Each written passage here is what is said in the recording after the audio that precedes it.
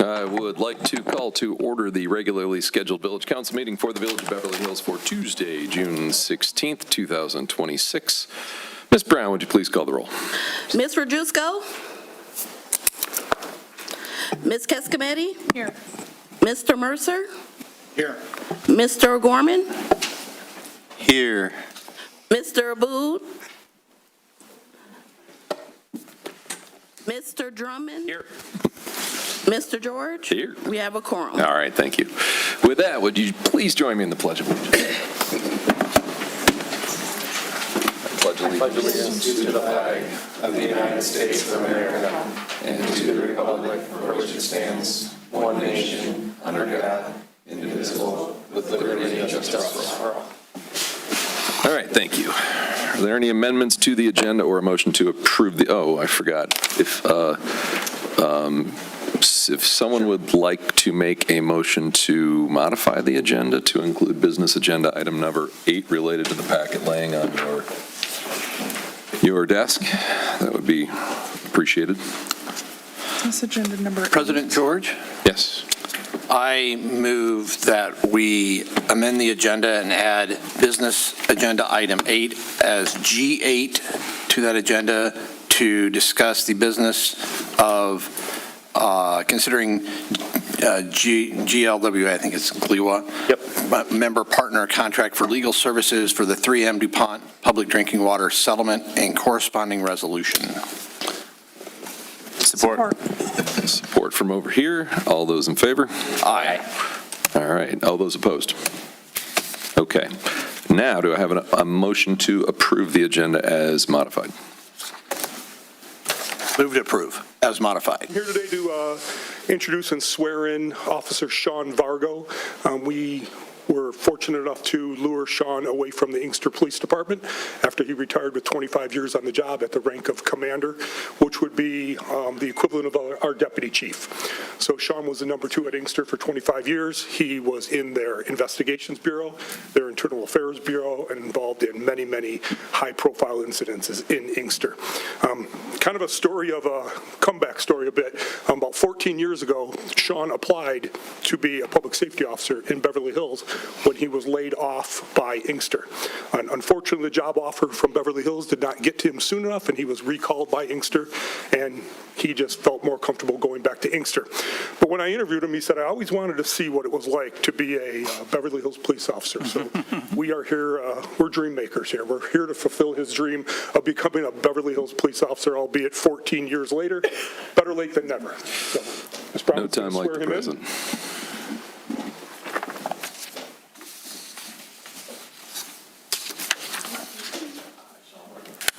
I swear that I will support the Constitution of the United States and the Constitution of this state, and that I will faithfully perform the duties of public safety officer in and for the Village of Beverly Hills, County of Oakland, State of Michigan, according to the best of my ability. So help me God.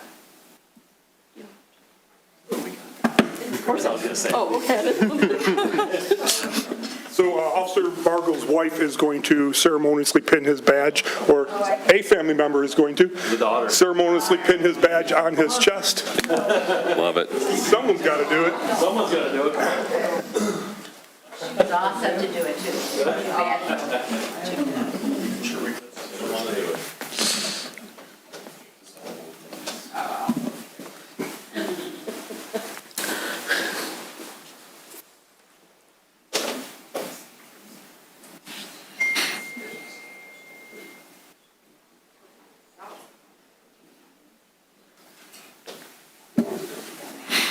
No, I think it's staying on for Okay. a good while. Got a couple layers. Maybe 20 years.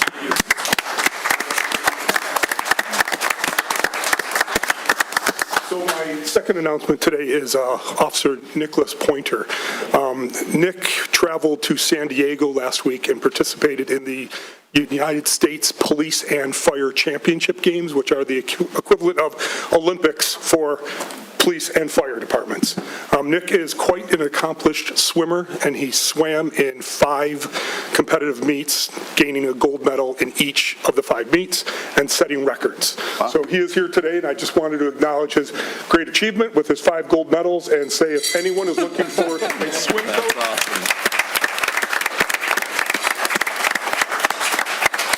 if anyone needs any swim instruction, I think I have a good reference for you. What events? Nick, what were the events? 100 freestyle, 100 IM, 50 freestyle, where I beat my record from at that meet, 50 backstroke and 50 breaststroke. So you're a sprinter. Yes, ma'am. That's awesome. That's it. Thank you. Well, I want to say, hey, happy to have you both. Seriously, 14, you picked a great time to come, you know. I don't know if you heard, we just bought a new ladder truck, got a new chief. Things are going great over there. So I think it's a great time to be here. We appreciate you showing up, and I love publicizing, going out to California and telling them who the real Beverly Hills is. So I appreciate that. A lot of questions. Yeah. Thank you. Thank you both.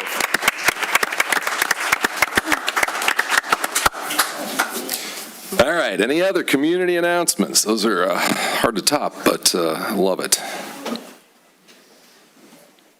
If none, we'll move on to public comments. Anyone? Public comments, we got a timer on there, so we're trying to keep comments to 4 minutes per person so we can make sure everybody has a chance to speak. So if anyone has one, there's another period at the end, and we'll probably talk through some of these discussion items with them as well.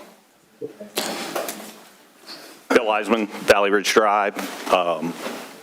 2 interesting comments this evening. One, thanks to Mr. Mercer for having refloated the need for a discussion on light electric vehicles in the village. Spring has sprung and summer is upon us, school's out, and the level of traffic of light electric vehicles on our streets and sidewalks is pretty intense. Confrontations are pretty intense. Above and beyond the somewhat expected lack of courtesy when interactions happen between cyclists and pedestrians. There's just a lot of dangerous behavior.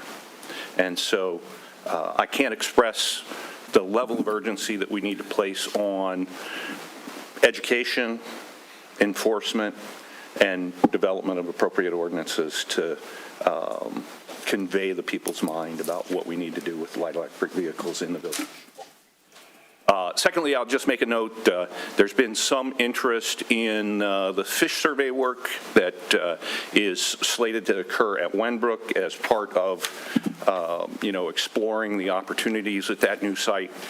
It had been published in the village email that it was to happen yesterday. It's now scheduled for Thursday, and we're those of us on the fish survey team are all on alert that weather's likely to be bad and preempt that. So as it does firm up and we get to a day when we're actually going to be in the water at both Douglas Evans and Wenbrook, I'll make sure the word gets circulated around. Please do. Thank you, sir. Hello. My name is Erica Driscoll. I live at 17244 Lockerbie in Beverly Hills. On May 11th, my husband was walking our 2 dogs as he did most mornings for the past 20 years. He would walk in Beverly Hills and Birmingham. This day, he chose to cross at the intersection of Bates and 14 Mile. He was heading south on Bates. There was a woman heading north on Bates. As my 6'4" husband, Jerry Driscoll, crossed 14 Mile, an 86-year-old woman took a left-hand turn, ran into him, and killed him. My 2 dogs were also injured in the accident. Why am I here? Because this is a little uncharted territory for me. I don't know where to begin, so I have been to the Birmingham Multimodal Commission meeting. I have been to the Birmingham City Commission meeting, and now I'm here. I can't let his death, and I won't let his death go on without some sort of purpose or some sort of good coming out of it. So I'm learning on who's responsible for what, speed limits, stop signs, crosswalks. I'm getting a lot of this right now, everyone pointing at someone else. I want to be very clear that the press release that was issued by the Birmingham Police Department was very misleading, as if he was walking in the roadway down 14 Mile or down Bates. He was crossing the intersection, one of the only streets that goes from Beverly Road all the way into downtown Birmingham. Again, he's 6'4", 2 90-pound dogs by his side, and she ran right into him. There are two things here. One is the fact that we know Beverly and 14 Mile, we know Southfield and 14 Mile, and we know that strip on 14 Mile are so dangerous. And we keep continuing to kick the can down the road, and we don't know what to do with it. And I'm learning on all these different analysis and tests that have been done to determine traffic patterns, pedestrian traffic volume, et cetera. So I have a lot of learning to do. But we have to stop kicking the can down the road, especially at those key intersections. 14 in Southfield is a nightmare. You've got double left-hand turns to head south on Southfield. You have people that don't stop making a right on 14 Mile. We all know that Beverly Road and Southfield is a death trap. We have kids crossing there all the time. And now that summer is it's summertime, we have no crossing guards. So let's stop kidding ourselves that this isn't a major safety issue and that people's lives are not being lost by ignoring it. The second issue that I am learning more about, and Sue Lamphere, my dear neighbor who witnessed the accident on May 11th, has been a true friend, a true supporter, and I really appreciate you. There is legislation that was presented by Rosemary Bear about doing testing for drivers once they reach certain age points, 75, 80, 81. That legislation, there are meetings that are happening on it now. I intend to, again, learn more, attend these meetings, and to continue to support those initiatives. You know, he was a dad, he was a good friend. He volunteered at Beverly and Berkshire and BCS. He worked in the Birmingham School District. He was an avid golfer. He was a lover of music. He was a kind soul. And now he's gone. Please support these efforts. I appreciate you coming. I know Erica because our two daughters are Lizzie and Liz. We're the two Elizabeths that graduated together. And I knew Jerry, and it is incredibly tragic, and I am sorry. And I will tell you that I can't imagine a person on either Beverly Council or Birmingham Council not supporting more crosswalks across 14 Mile Road between, Southfield and the east edge of the village. I know that our administration has already been in conversations with Birmingham. We received a grant earlier this year or last year for $600,000 as part of $800,000 for a bunch of planned improvements in crosswalks and signalization throughout the village. Not including that, because that spans two communities, but that is certainly something that we are working on already. Could I make just one other brief comment? No, you're fine, but if you could step to the podium so people can hear you and see you, that would be appreciated. I think the other thing that is something that can be done immediately is a greater police presence on Southfield. There are areas that it is, Bloomfield Township just announced 2 days ago that they are now monitoring, I think it's either Waddles or Long Lake by Updike, and because there's been so many, bad vehicle crashes. So they're doing it. They're stepping up their police presence. We know if you go down to Metro Airport and you get to Michigan Avenue to 94, Allen Park there, the police are always there pulling people over. So once people know that, hey, I'm going to get caught, maybe people will slow down and quit running red lights and quit using the left-hand turn lane as a passing lane or just to drive down it the entire way, because that's what's happening. I think the only way is if we start hitting people in their pocketbooks and start giving them tickets. And, that's the smallest thing that we can do, and we can start taking those steps tomorrow. Agreed. And I know that now that we have a new director of public safety, that has been one of the initiatives, is to increase traffic stops and ticketing, and we have done it to a certain extent. What the map shows about where that's taking place, I haven't studied, but I know they are making that effort.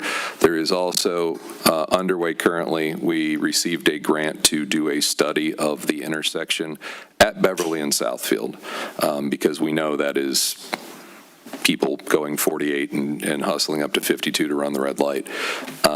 So we are doing a study of all the options to see what can be done to try to bring speeds down there.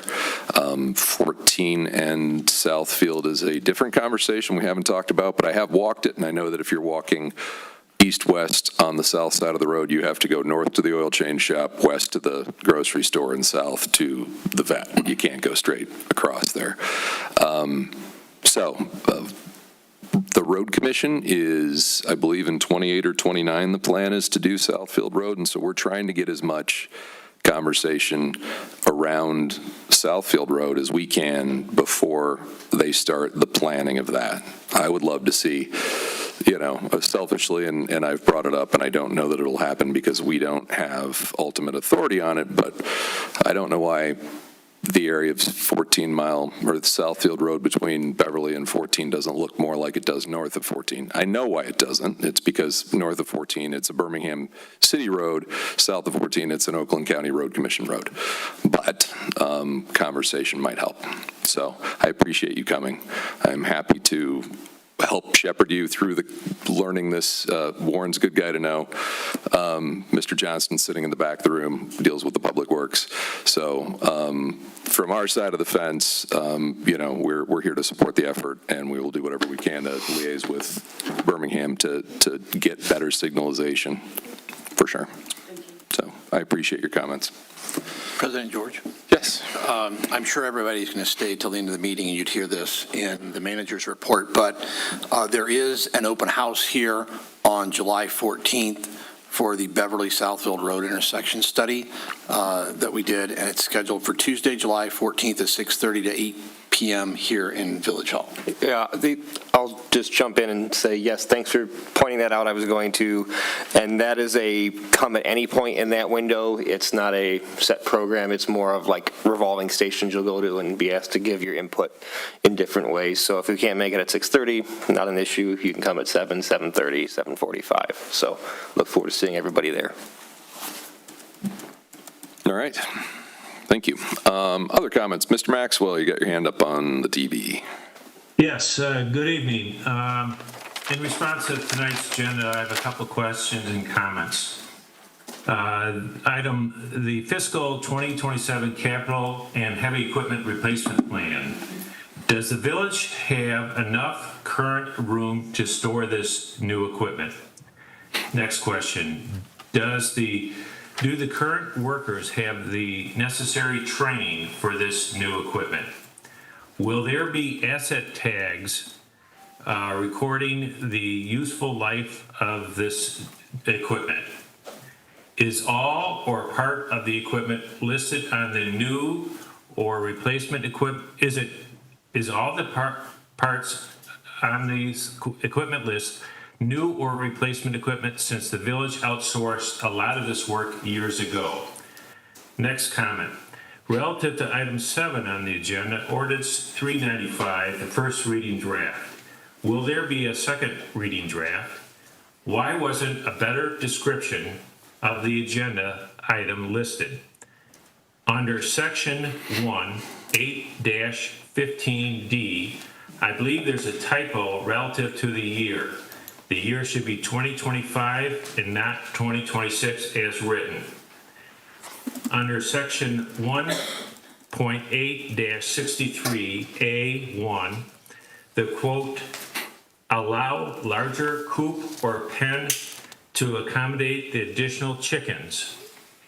If this ordinance is passed, and after the natural reduction of chickens, will the coop or pen be torn down? Will residents be able to keep the structure as is? Please explain how the village will enforce the residents that have grandfathered their chickens with more than the stated 4, will the village require those residents to submit detailed information regarding the number of chickens, some means of identification such as pictures, the chicken ages, and the date of the natural death? Will the chickens be tagged? Will the affected residents officially submit their chicken application? Bottom line, is the village pushing this amendment through for the personal benefit of a current council person and the 1 or 2 other residents that believe that they were grandfathered with more than the maximum 4 per the ordinance? Thank you. Thank you, sir.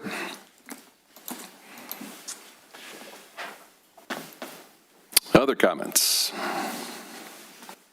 Yes, ma'am.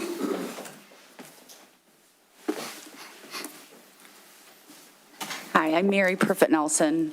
I live on Woodhaven. I've been there, this year will be 30 years. I really wanted to comment about the deer conflict that we have.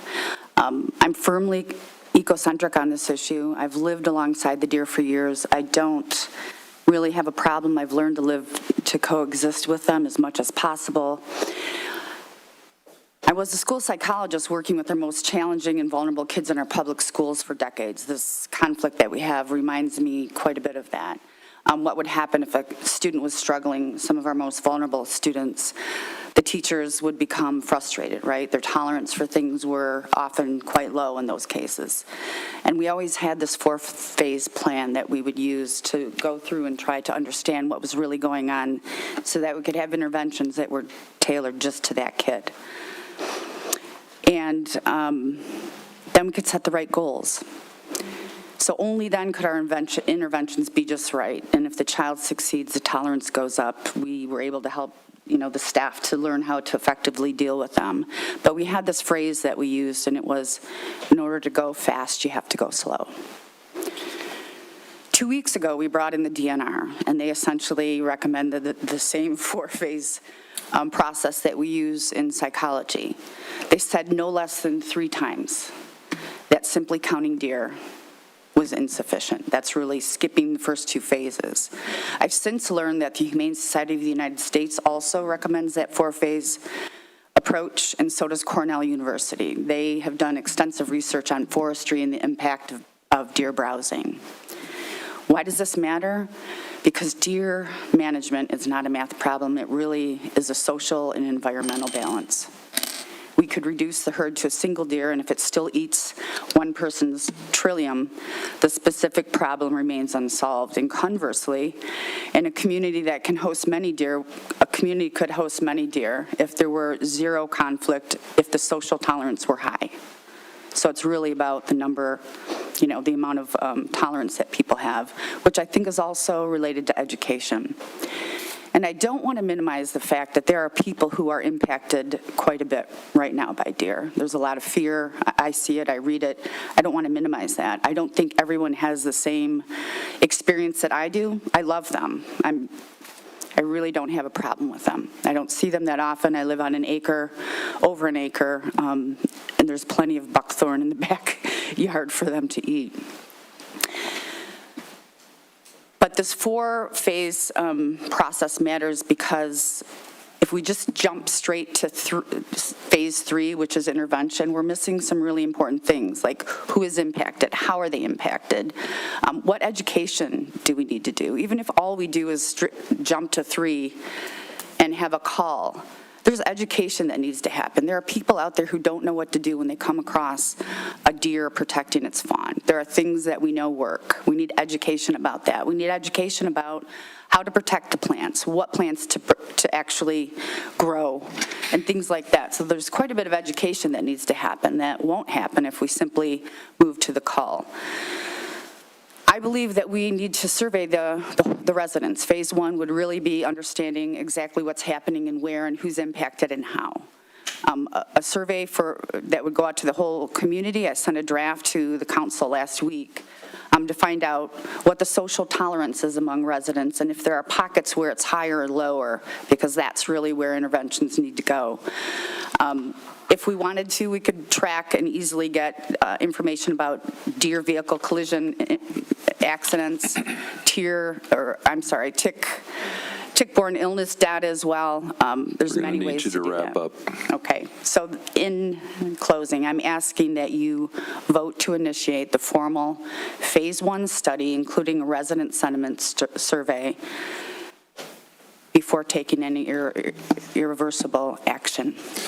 Thank you. We will have some discussion on that later. Thank you. I've prepared a statement so I can stay under my 4 minutes. Awesome. I timed myself. That's okay. I'm Suzanne Grimm, Vernon Drive. I am here to speak about the deer conflict as well. I appreciate the opportunity to speak tonight, and yesterday I emailed each of the council members my personal feelings, as well as the Humane Society project plan that we spoke of. It offers recommendations, options, a really clear framework for how to create specific management plans. And for those that are concerned that because it says Humane Society, it's all super no call, it includes call options in there as well. But like Mary, I would like to see our community gather data and make a sustainable, scalable plan that has meaning. Before we consider this irreversible action like a call, we do need the data. I think that right now, Facebook and the loudest voices are what's guiding a conversation. When someone like myself makes a comment, fact-based, not opinionated, on Facebook or to anyone that is pro-call, there's an accusation that I haven't done the research or I'm not informed. I personally have reached out to biologists at MSU. I've spoken to the Humane Society. I spoke to people at the DNR because I kind of anticipated this.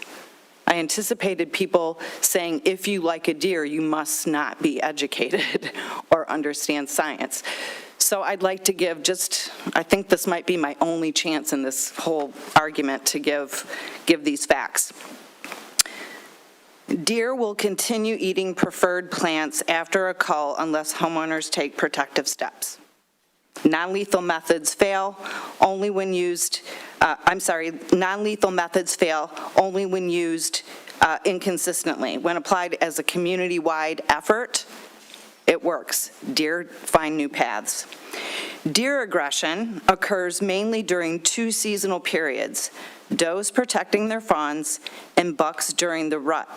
A cull is not going to change that behavior. The remaining deer will still act that way. Removing deer does not reliably reduce ticks or Lyme disease. When you reduce adult tick hosts, it actually increases the likelihood of ticks landing on people and their pets. Culling does not reduce deer populations long-term. The vacuum effect draws in deer from surrounding areas, and remaining does produce at higher rates. A 17-year Wisconsin study showed no population decrease after nearly 2 decades of culling. Only an ongoing costly life cycle continued with safety risks. Surviving deer often become more skittish and unpredictable, actually increasing road crossings and collisions. So we already have some non-lethal methods at our hands here.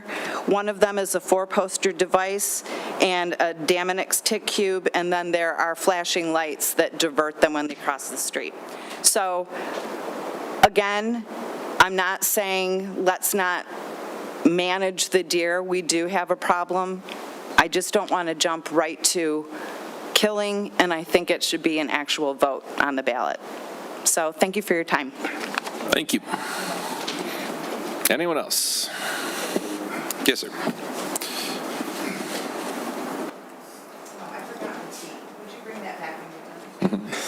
Your tea? It's behind you over there. I'm sorry. Greg Kessler, 18345 Beverly Road. In June of 2024, my partner Glenn and I received a visit from Matt Young, the code enforcement officer. He gave us a field correction notice for having chickens. When I asked if council member Rachel Hydrozuko was also going to be given a field correction notice on her chickens, Matt Young shockingly claimed ignorance. I think he was the only person in the village that didn't know she had chickens. The village manager at the time had the moral conviction to have Matt Young issue a field correction notice to Rachel Hydrozuko. We are now here today, and we're going to be talking about this amendment later on. We are now here because even after allowing Rachel Hydrozuko to help craft a chicken proposal with the zoning board, and allowing her to vote on the new statute instead of putting it on the ballot for the residents to vote on, she still thinks she should keep 14 chickens. There is no grandfather clause. Council will create one for her, but I would like to know why Rachel Hydrozuko was not given a field correction notice in October of 2025 after passing the new chicken statute. 8 months later, we still have no correction notice issued. She wants immunity from the statute she helped craft and voted for. We now have 2 classes of residents defined by council's actions and inactions: the privileged members of council who sit above the law, being given pass, and the people in the village who are given correction notices and made to comply. The people in the village who are given correction notices never get to vote on immunity for themselves, but I'm sure Rachel is going to be given that ability to vote on her own self-interest. She will predictably never comply with these statutes. She hasn't since the first, she knew of the statute that was existing, took us to court. And we all know we're here because there's no legal grounds for her to be grandfathered in, because it was always illegal. Someone once said, there is no morality without equality under the law. So every council member here swore to uphold the Constitution of the United States, and its bedrock is equal justice under the law. And I think that we should be we should have put this up for a vote the first time, and now we're going to be sitting here giving her immunity from the statute that she helped create. Thank you. Thank you. Anyone else?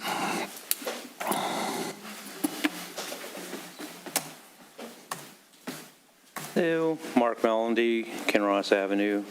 On the chicken issue, I can't believe this thing is still dragging out. It should have been put to a vote.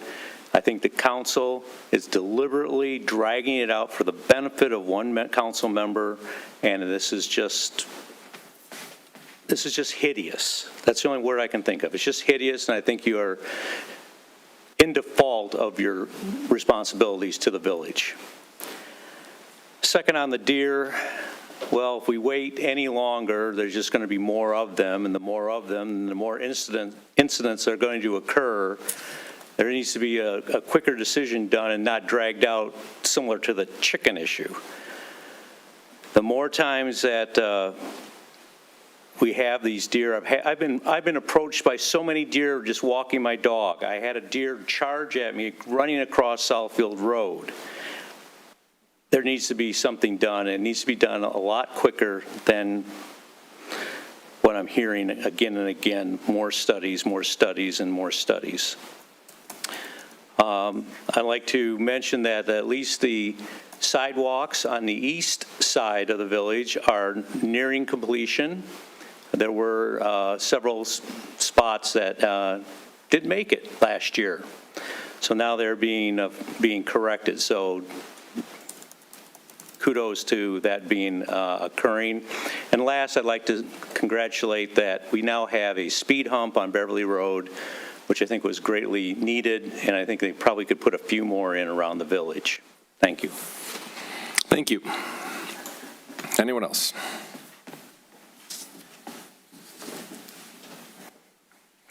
All right. We'll move on on from public comments to the consent agenda. There are 4 items on the consent agenda this evening. Number 1, approval of June 2nd, 2026 council minutes. Number 2, review and file bills as of June 15th, 2026. Number 3, resolutions appointing SACRA and SACWA representatives for fiscal year 27. And number 4, approve cost of living adjustment for village manager. Can make a motion, Mr. President. Be it resolved that the consent agenda for this evening is approved by the Village Council. Support. Support from Mr. O'Gorman. Ms. Brown, would you please call the roll? Ms. Cascametti? Yes. Mr. Mercer? Yes. Mr. O'Gorman? Yes. Mr. Aboud? Yes. Mr. Drummond? Yes. Mr. George? Yes. Motion passed. All right, thank you. On to the business agenda. Number 1 on the business agenda, the board and commission appointments. Mr. Rothy, I don't know if you want to. Every year, the council does board and commission appointments. The council is divided into subcommittees who review the applicants we receive and make recommendations. We have a few vacancies on each of our boards. The boards being the Birmingham Area Cable Board, the Parks and Recreation Board, the Planning Commission, and the Zoning Board of Appeals. At this time, the council subcommittees who are here may make and propose appointments via, I move to appoint such and such to a term. And so I'll turn it over to the council and their chairs, or maybe alternate chairs, for making these motions. All right. First up, Cable Board. We had 1 full-term vacancy. Mr. Aboud is the chair. Yes. Joined by Mr. Mercer and Mrs. Cascametti. So if you could give us a report and a recommendation, Mr. Aboud. Yes, I move to reappoint Christopher Dobies to serve the length of service from 11/2022. Is that right? He's served since then, so Okay. it'd be a full. So we're keeping him to move on in the same way. He's had decent attendance, and that would be my motion. Support. Support from Mrs. Cascametti. Do we need to do, I assume we don't need to roll call these? All right, all those in favor? Aye. Opposed? All right, thank you, Mr. Dobies, for your continued service on the Cable Board. On to Parks and Recreation. Our chair is absent this evening in the form of Councilmember Hydrusko, so Mr. O'Gorman or Mr. Aboud, I don't know who would like to give an update on that. You can give it. We have 3 full-term vacancies, 1 seeking reappointment, and a bunch of new applicants. I recommend we wait until Rachel's back. I'm sorry, you'd like to wait? I would like to move that we postpone this appointment until Rachel Rajewsko has returned. Can we do that or no? I don't have the background to say the 3 of us have properly discussed this. Okay. Unless Mr. Boot has a point of view on that. I mean, I can make the reappointments based on what I'm seeing in front of me. We've got too many new applicants, so I'd probably agree with that, moving it to next time if you're making a motion to table until the next. I know on the board, the cable board, there were phone calls and, not phone calls, but texts telling them everything. That's great. How about this? Let's defer that while our attorney makes sure that we're going to be legally compliant, and we will move on to planning. Chair of that subcommittee, Mr. O'Gorman. Additional members, myself and Mr. Drummond. Mr. O'Gorman, if you would. Yes, thank you, Mr. George and Mr. Drummond, for your input. I would move that we reappoint Robin Dillard-Rousseau, reappoint Charles Copeland, and reappoint Jeff Campbell, and appoint Louis Lessem for the 4th position. As the alternate? As the alternate, I'm sorry, the partial term, correct. Okay. Support. All right. All those in favor? Aye. Opposed? Okay. And we have, and you'll notice if you're following along at home, we have several of these people who appear on multiple of the lists as they applied a preference ordering to the available vacancies. So the fourth group is the Zoning Board of Appeals. The chair of that group, Mr. Drummond, additional members, Rachel Rajewsko and Tracy Cascametti. So, Mr. Drummond, if you would, please. Sure. I'd like to thank our subcommittee for help on this. We would propose to reappoint Tim Makar, reappoint Leslie Rott, and appoint Savannah Palemi. That would be our 3 full terms. And then the alternate, we would propose appointing Colin Wassoff. Support. All those in favor? Aye. Aye. All those opposed? All right. I think you're going to say the exact same thing. I think you through process of elimination, that's what I was kind of figuring we land on. Through process of elimination, I think we can move back to the Parks and Rec for the 3 full terms, given the names that are present on there and the positions that are open. Yes, we've move forward with that. We've removed Mr. Lessem, Mr. Wasloff. And we have 1 late application. Yeah. Okay. So with that, I would recommend that we reappoint Mr. Greg Ross, we appoint Andrea Maker, and we also appoint Leslie Rott. Don't. Oh, is Rott already taken? Yep. Oh, sorry. Rob Wilker, sorry. Did I get that right? Yep. Okay, yes. Sorry, I was paying as much attention as I could. Support. Support for Mr. Aboud. All those in favor? Aye. Opposed? All right. Thank you. So yes, we have times where we have more people than vacancies. I think we got everybody that we got an application for a spot, so I appreciate that. To our departing friends who are not seeking reappointment, we lost a couple of stalwart members, at least of the Parks Board for sure, so I appreciate the time that a lot of people spent working on the committees and boards on behalf of the community, and I look forward to getting some new people with some fresh legs to pick up where they left off. All right. Number 2 on the business agenda, approve the purchase of the fiscal year 2027 Public Works capital and heavy equipment. Mr. Roden. In fact, I think we're coming in a few $1,000s less than what we budgeted across the board on all the pieces of equipment, so. And budgeted meaning included in the budget we just passed. Correct. That starts July 1. Yep, we won't receive any of this until after July 1st, so it'll be expensed to that budget. All right, Mr. Johnston, if you can, I know we talked about a lot of this in the budgeting process, that what the need for some of this equipment was. So if you can just, I don't know, give us a bit on that and the process of that we go through to assure that we are meeting the requirements of bidding. Of course. All of this included equipment helps make a bigger, stronger, faster, safer Public Works Department. Helps us out in the field, getting jobs done more efficiently, and keeping the village well maintained.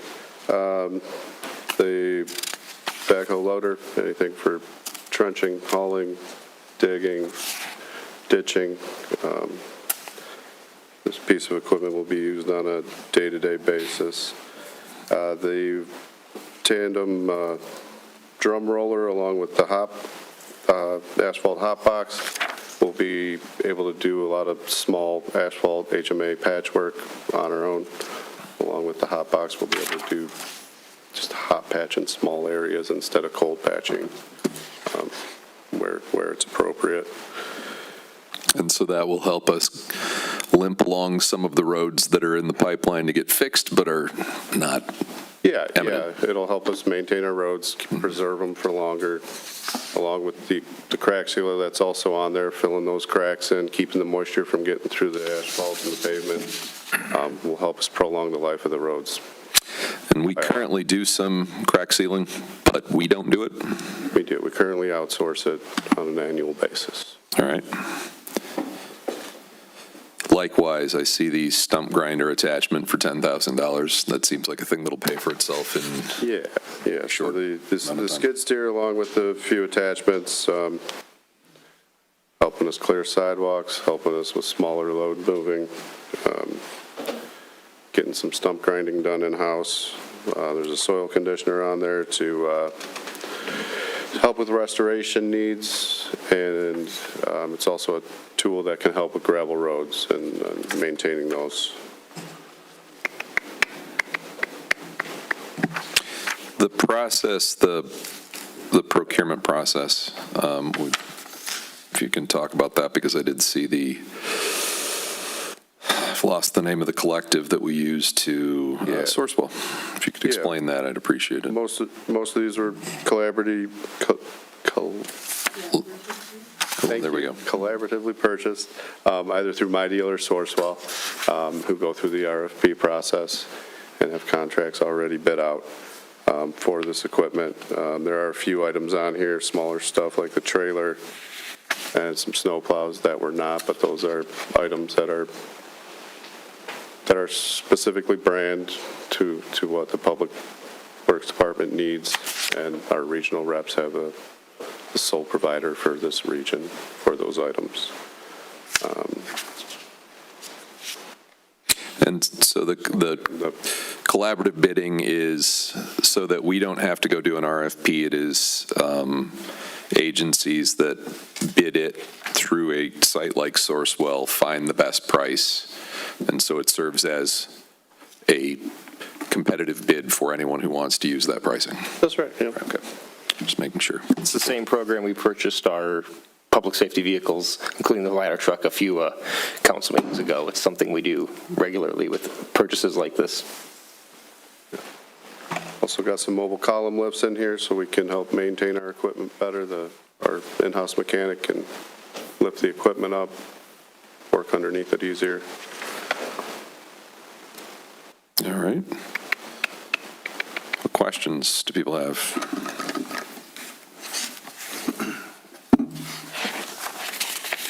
Mr. Mercer, you're always good for a question. Come on. I do have a question. There you go. Could you maybe address some of the concerns that were raised during the public comment on those items, such as do we have storage? Are people properly trained to use the equipment? Do we have asset identification? And is all the equipment new? All the equipment is new. Our staff is trained on most of the equipment. The equipment they're not trained on, when the equipment arrives, they will be trained on it. That is included in the purchase of a lot of the higher-end equipment. And I assume we have ample storage, although we could probably use a new Public Works building, but right now we can probably get it in there. Yes, we're fitting everything. If it's not indoors, it's under awnings. And you're going to personally keep track of this so none of it walks off, right?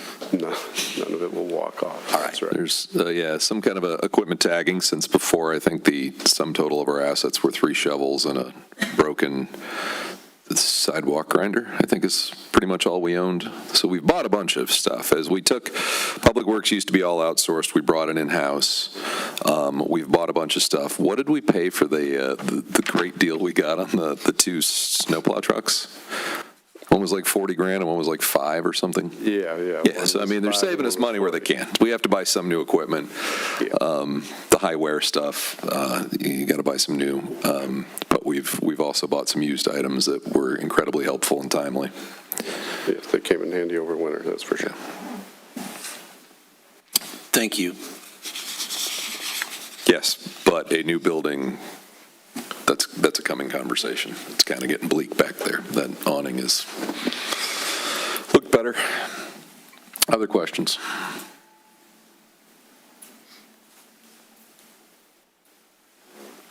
If none, If none, please be it resolved, the Beverly Hills Village Council approves the purchase of equipment as outlined in the report from Director Johnston, as well as documented in the attached quotes. The total amount of the purchases is $495,603.77, and funds are available on account 101-441-970.00, Fund 101-441-794.00, 101-751-794.00, 202-463-794.00, 203-463-794.00, and account 592-543-794.00. Someone's got to Someone would support like to that. support that. That'd be great. I'm sorry. Support for Mr. Drummond. You read all those numbers. Could I get the numbers All again? of those numbers. I wanted to hear it one more time. Yeah. Ms. Brown, would you please call the roll? Mr. Mercer? Yes. Mr. O'Gorman? Yes. Mr. Abud? Yes. Mr. Drummond? Yes. Mr. George? Yes. Ms. Keskamany? Yes. Motion passed. All right. Thank you, Mr. Johnston, for laying this out. I appreciate you giving a description of each piece so people can read and see what they do. Keep us posted on how it's going. I've heard good things so far. All right, I appreciate it. Thank you. Thank you.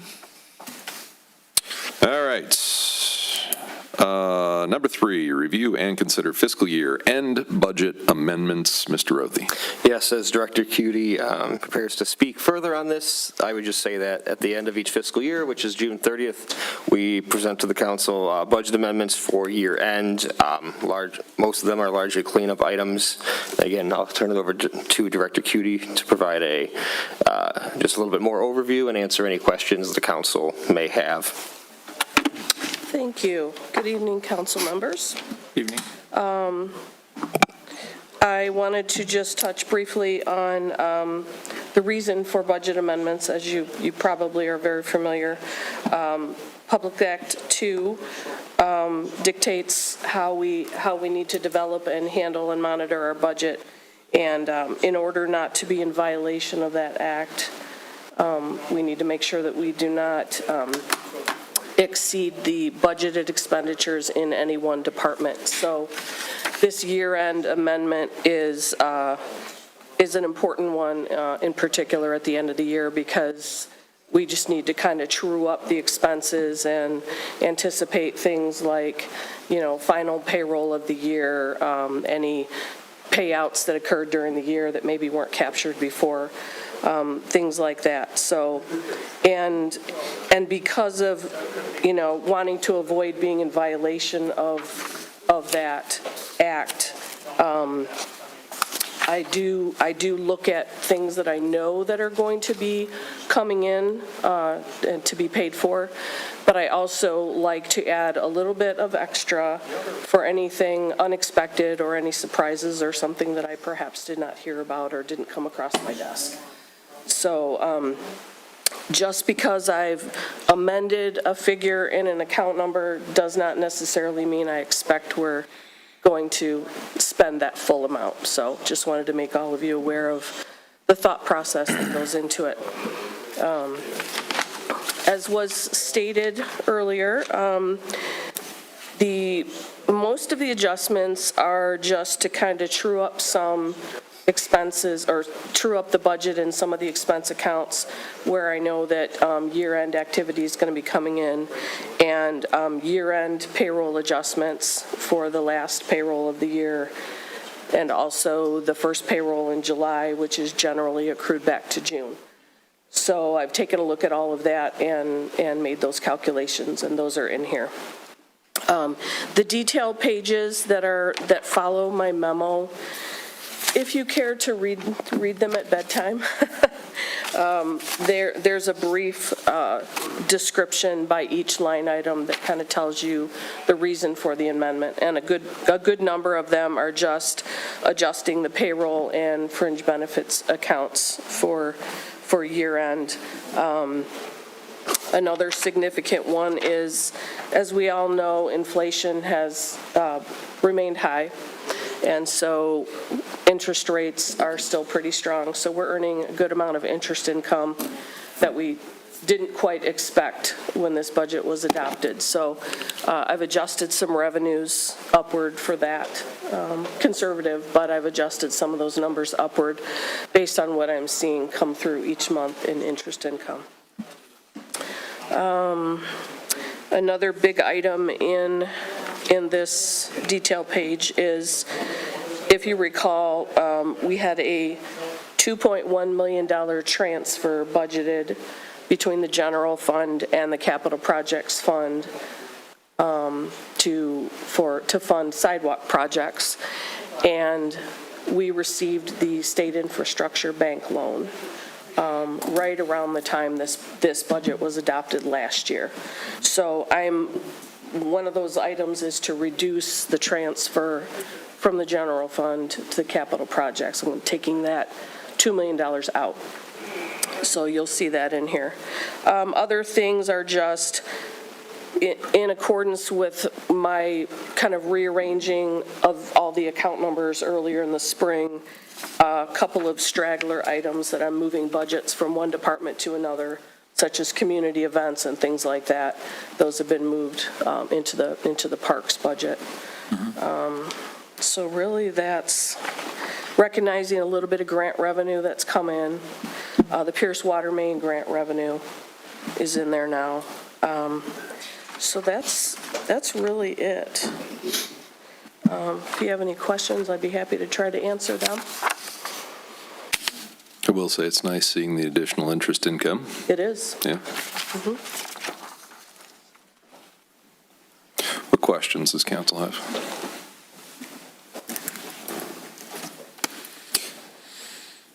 I mean, a lot of these make sense, without needing the entire backstory on a lot of them, So this is every year we do this at the end of the year to true up the accounts before the budget closes. I swear these microphones just go. Yeah, has a mind of its own. Right. So every year before to close the books, we have to go through and adjust everything to actuals so that the expenses over the year or additional investment income line up with, the amended budget. So questions on any of this? I don't envy you this. This isn't, looked at it earlier. This is, I enjoy the budget process, but this part of it, I appreciate you being here to do it. For some strange reason, I enjoy it, so. You like the order? Yes, I do. There's balances for you. Yep. All right. Questions? Any? Nope. Then we'll ask Mr. Aboud for a resolution. All right. Be it resolved, Village of Beverly Hills Council hereby adopts the recommended fiscal year 2026 budget amendments as proposed by the Finance Director, and the attachments are there. Support. Support for Mr. O'Gorman. Ms. Brown, would you please call the roll? Mr. O'Gorman? Yes. Mr. Aboud? Yes. Mr. Drummond? Yes. Mr. George? Yes. Ms. Cascometti? Yes. Mr. Mercer? Yes. Motion passed. All right, thank you. On to number 4 on the business agenda, the millage ballot proposal. This is just a discussion at this point. This is the first time we brought this to the council table to discuss. So, Mr. Rothy, if you would.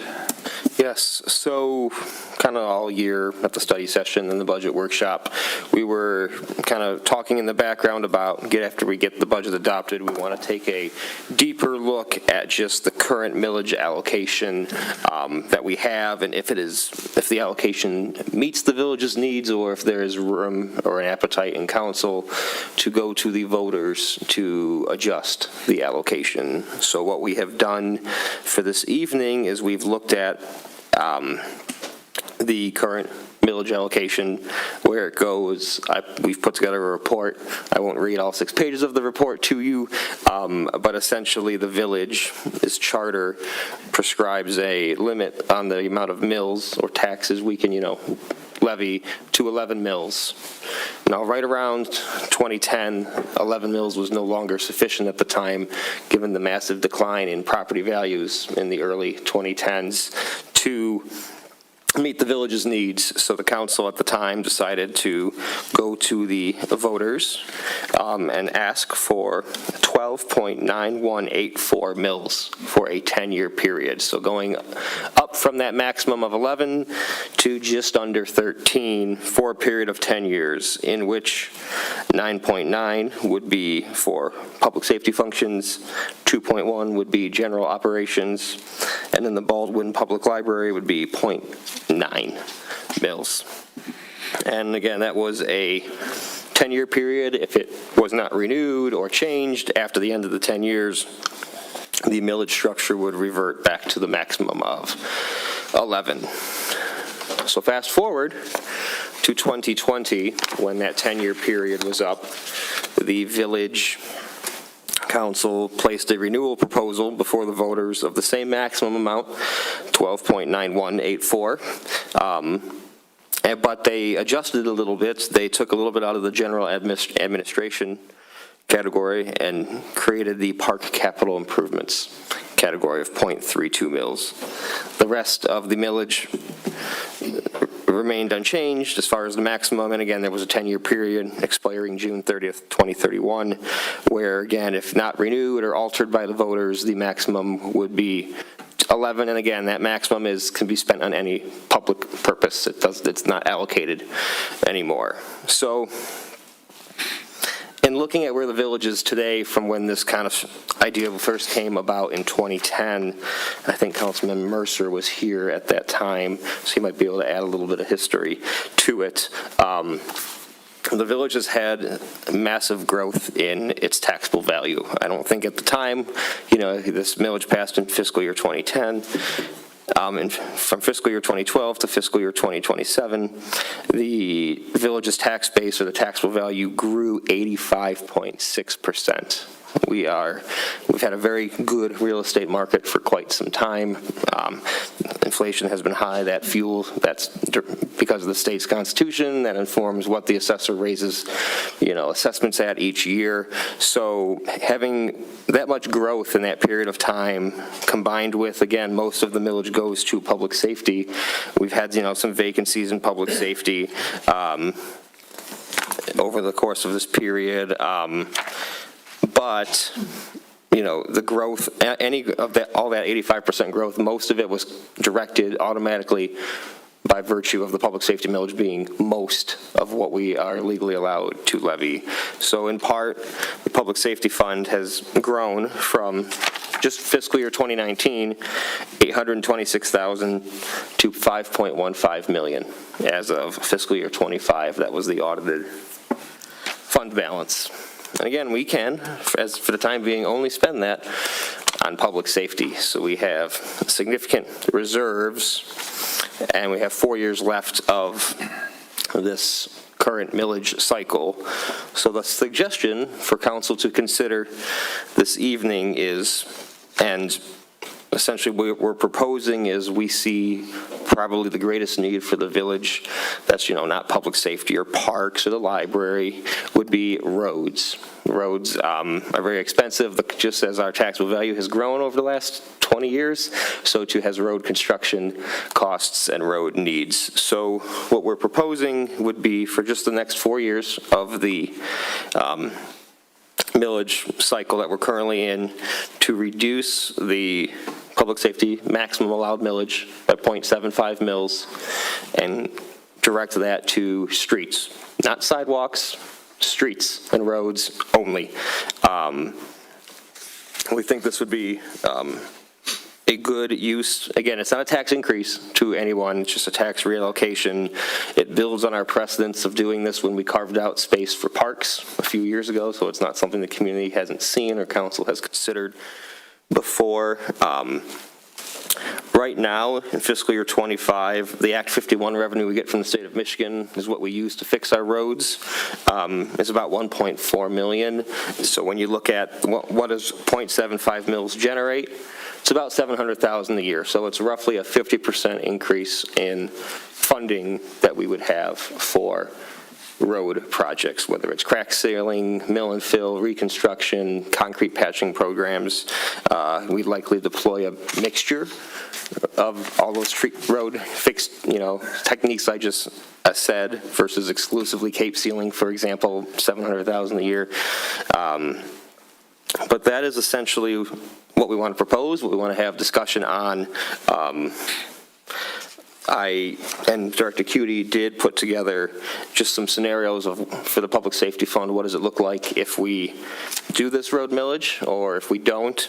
And if we do not do a road millage and keep things status quo through fiscal year 2031, even after buying a ladder truck and a few cars every few years, we are still looking at a public safety fund balance of about $3.2 million. And I would say that in this scenario, we forecasted pretty conservatively, especially as far as the revenue goes. We had been averaging close to 5% a year taxable value increase. For this projection, we basically cut it in half, and we're projecting 3%. The wages are in line with the union contracts. Everything else, again, is pretty conservative as well, so we're comfortable with these projections. Again, looking at if we do nothing, still having a fund balance of $3.2 million in the public safety fund. What do we have if we do a 4-year detour of sorts for road millage? We would end with about $400,000 in the public safety fund. And again, at that point in time, the millage is going to expire anyway, and so again, it'll be the council at that time's decision on what allocation to propose to the voters. And I just threw a lot at you. I'm going to step back, let you discuss, ask questions. Director Cutie is here. We have, if council wishes to move forward, a charter amendment. There's a process to that. I can have our village attorney speak on how that works a little more as well. And again, I'm going to stop now and turn it over to the council for discussion. Okay, I will add some commentary around this. I just pulled up through the handy website, the name of which I can never remember, but there's a Michigan, it's through the treasurer's website, local government documents search site. You can find all the audits. So I just pulled up the 2009 audit, and we were in 2009 at 11.73. So we were above the, there is a floor built into the charter just so that the village can operate in some fashion if everybody votes no on any other millage formulation. There were debt millages at that time, which that's what pushed it over 11. So it was divided differently at that point. It was operating local streets fund, debt service, and dedicated infrastructure. In 2010, it moved, and the bulk of that went from operating to public safety. And I wasn't here, but it feels like if it's 2010 and the environment wasn't great, it is a lot easier to talk to people. You understand what public safety is. And so talking about the bulk of the money going to public safety, which this community has, forever said, we want our own. We don't want to partner with anybody. We want our dedicated response. We like the people we have. We like the level of service. So the community supports that.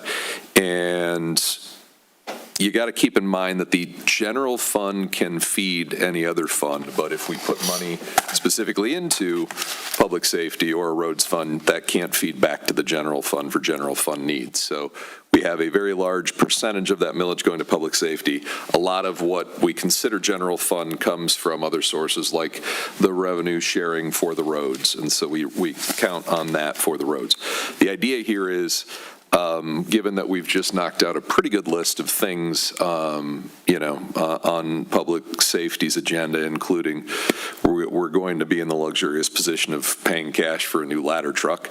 I think about Director Arnold's interview, and he asked, what's the next big purchase that public safety is considering? And I said, I can't remember ever sitting here and voting, the group voting no on anything for public safety. So we support public safety, and we will continue to.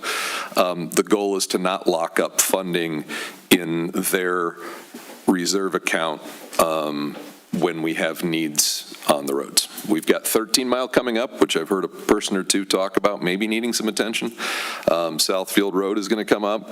Beverly Road needs some attention. Evergreen by the bridge is not the best. So there are plenty of road needs, and this is a way to shift some of the revenue. It would be a neutral position for anybody in the village who's a taxpayer. So I think that is where I'll stop talking and ask if council has questions, comments. Yes, Ms. Keskmany. Thank you, Mr. George. Mr. Rossi, did I hear you right? That if we make the reallocation at the time that the millage meets its natural expiration, the fund balance would be in the $400,000 range? That's correct. Okay. And that's essentially after, diverting $700,000 each year that would go there. So if the millage is renewed at the 9.9 for public safety, suddenly there'd be a massive, $700,000, $800,000 at the time increase. Right. Or if it doesn't renew at all and it just goes down to 11, there would be no more public safety fund. It would just be the general fund that pays for anything, and every year the council would determine, the size of each department's budget and how that would be paid for in that, omni general fund, so to speak. Understood. Yep. So now that public safety is fully staffed, I believe, what is the operating cost over there? What's the annual budget on operating public safety? The total budget for fiscal year 27 is $8.7 million. 6.8 of that is personnel, and that includes the pension and retiree health care costs. 1.6 is operating, and then this year we had $230,000 in capital. And that's in one of the columns on the charts. Okay. They're in the packet. Sorry, I missed the column on the chart. Okay. I guess where I was going with that is, are we comfortable at the end of this with $400,000 fund balance on an $8 million annual budget? I am, yes. Because again, you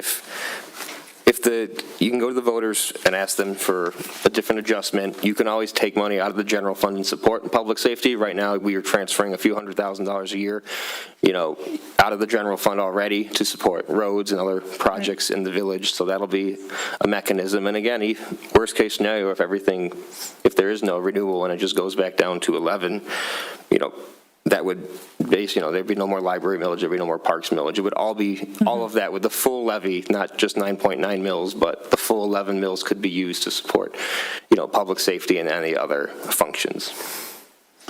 Maybe this is too much to ask. Is it on here what our projected general fund balance will be at the end of that same time period? We do not have that at the moment. That's something that we could prepare. Again, we can't take final action on this evening. I did anticipate that would be part of the discussion tonight and the analysis, and we can come with a kind of like a combined fund balance projection later at another council meeting. Okay, thank you. Mr. Booth. Just a couple of thoughts and ideas regarding, first and foremost, is the $700,000 taking that $2.8 million over the 4-year period, and that's the last 4 years of the millage up to 2031, correct? Yep. So that $700,000, I'm just trying to do like cost benefit analysis in my mind to see, is that $700,000 and the roads? We're in 2026, obviously, so in another year, they're not going to improve. They're not going to, right? They're going to need more money. But does that $700 a year sound like something would be feasible? And the reason I ask that is the second part of that once you take that funding out of, say, public safety, I wanted to learn a little bit more about how that works from a legal perspective. From the attorney as far as the charter itself. What happens, how do you amend an existing millage in a charter? What process would we go through to do that? And what's the duration? So it's a charter amendment, which means it has to be voted on by the residents of the village. You want me to go through? No, just give me well, from the time that we initiate, after the discussion, we come back and say, you know what? I mean, the other idea is, as you pointed out, not do anything, right? But why wouldn't we get another millage for the roads if that's the case? I just don't want to take too much out of public safety if I don't have to. To do another millage, you would still have to do a charter amendment. So whether it's a reallocation or redistribution of the current millage as set forth in the charter, or a new millage on top of that, that would be separate, that would also have to be done through a charter amendment. So either way, it's the process of having to introduce it, have it sit on the table, council making final determination, and then it going on the ballot. In November? In November, yeah. Okay. Yeah, we're looking at November. It would be November, yes. Yep. All right, well, I kind of thought that. Yeah, and then obviously, I would like some input from the public safety director, just to see where he stands on this, as far as his needs are, or is that something that we have to decide on and kind of not worry and take his opinion? That's all. I'm sure you have conversations with him. Oh, I told him this before I hired him, that this discussion was going to be coming in the future, so he's not intimidated by it or anything. Okay. Yeah, the question, I mean, if the majority of council wants to go for an additional millage rather than shifting it, fine, but this, in my head, is a way to capture some of the money that would be sitting in a fund. We've gone through a lot of the big needs there. We've done a large additional payment to the pension. Twice. We're paying for a $2 million ladder truck out of cash. We've done some remodeling. We've done a bunch of the stuff. So, just bought all the new guns. So I mean, there's nothing in the future budgets that's missing. So it's just try, and I guess also the idea being that in 4 years, we have to have this discussion regardless. Sure. And last time we said, we made that one shift on parks, but outside of that didn't make any modifications, and that's when the growth in the public safety fund balance kind of hit the turbo button. So this is a way to move that towards some immediate needs. But if people would rather do a different methodology, I also, because when I did look at the charter, one of the things in the criteria was that it should not affect the staffing, and I understand that we're kind of fully staffed now, right? Mm-hmm. Yeah, we are. And I mean, again, forecasts assume full staffing every year. We'll have vacancies pop up, have some opportunity for surplus. With retirements. But yes, this assumes full staffed every day of the forecast period. Mr. O'Gorman. Mr. Rothi, just a couple questions. What is the advantage of creating a streets fund rather than just allocating this .75 mils into the general fund and earmarking that for streets such that it sits there and we can flex it up and down, since we already have kind of transfers from general fund to streets? So per the state of Michigan, if you have a separate millage, you have to have a separate fund. Largely, it would just be a pass-through fund, like it would receive the taxes from everybody, and it would have to pay the funds into the major street fund and local street funds to support the projects, because that's where we have to do all of our accounting for the street funds. If you wanted to do it for general operating purposes, you could do that, but to the voters, it would be, we're just going to increase the general operating millage, which can be used for anything purpose. Right, yeah. Like you can't, if you say it has to be used for a certain thing, like you can't park it in the general fund, you have to have it separate. So if you said, well, our intention is to use it here, you couldn't write that legally. It would just say, increase general operating by 0.75. And so to the voters, they might not, without a dedicated, I thought proposing a dedicated purpose may be the most appetizing to the voters in fall versus just upping the general allocation and saying, well, we intend to, but theoretically the council and any council in the 4-year period can choose to allocate, that millage however it wanted to. But those funds are then locked into streets regardless, right? So say we got a windfall, break from the state, or we get some glorious grant, or Oakland County just Yes, they would super be. generous, They we'd would be stuck locked. with those funds, yeah. Yep, they would be lots, and I mean, I could spend every dollar and probably 3 times more on roads to really, Well, sure, really, sure. make a difference. And then my second question was, because I'm not super up to speed on it, but we do investing with some of our cash, right, with some of our fund money. Do we have the freedom to invest in any one of these funds the same way we would do through, I believe it's the general fund, we do the large part of our investing, right? Is that correct? It's one bank account, pooled cash, that's divided up in the accounting software into different funds. So Okay. every fund is invested That's in what I was part. curious about. I wasn't sure if it had to be handled separately since it's different Nope, funds, so. it's, all of it earn interest in most of it is in the Michigan class investment portfolio. We got good news on the interest, so this Yep. would still qualify regardless of which fund it fell into, now that it's outside of public safety? Correct. It's still the same? Yeah, what we do is at the end of the month, if the general fund was half the balance of cash, it gets half of the interest earned for that month. So it's just an allocation? Yep. Okay. And then do we have, for the .75 mils, what's the source of that number that was derived?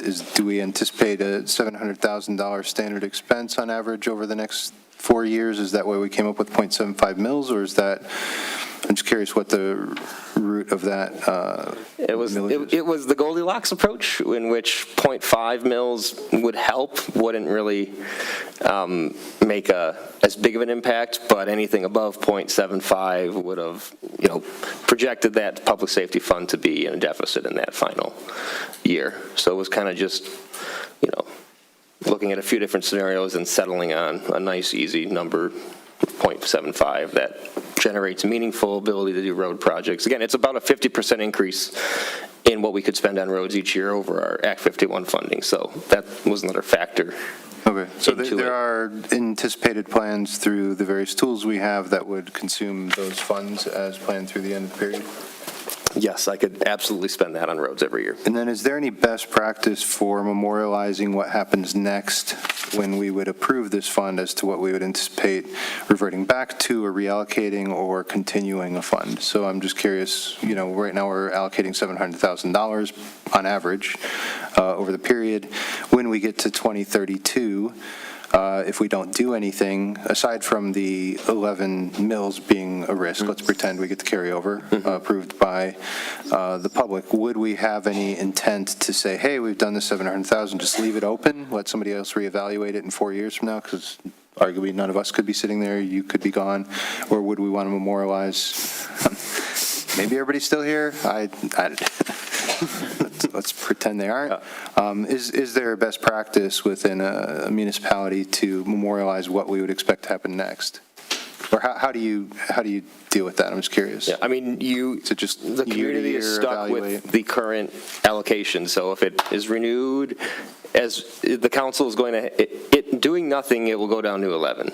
Yeah, right. So the council at the time, any council could, theoretically, this council, I believe, could go and say, hey, voters today, lock in your allocation beginning in 2032. I don't know if that's the wisest thing to look for. I'm not suggesting that. But the council has that discretion to go to the voters with an allocation at any time for, any time period, essentially. Yeah, I'm just looking at the reduction in the public safety fund, and if we have this and people are super happy with the streets, are we at risk in 2032 needing to go back and readjust to make sure that we don't starve the public safety fund long-term or anything like that?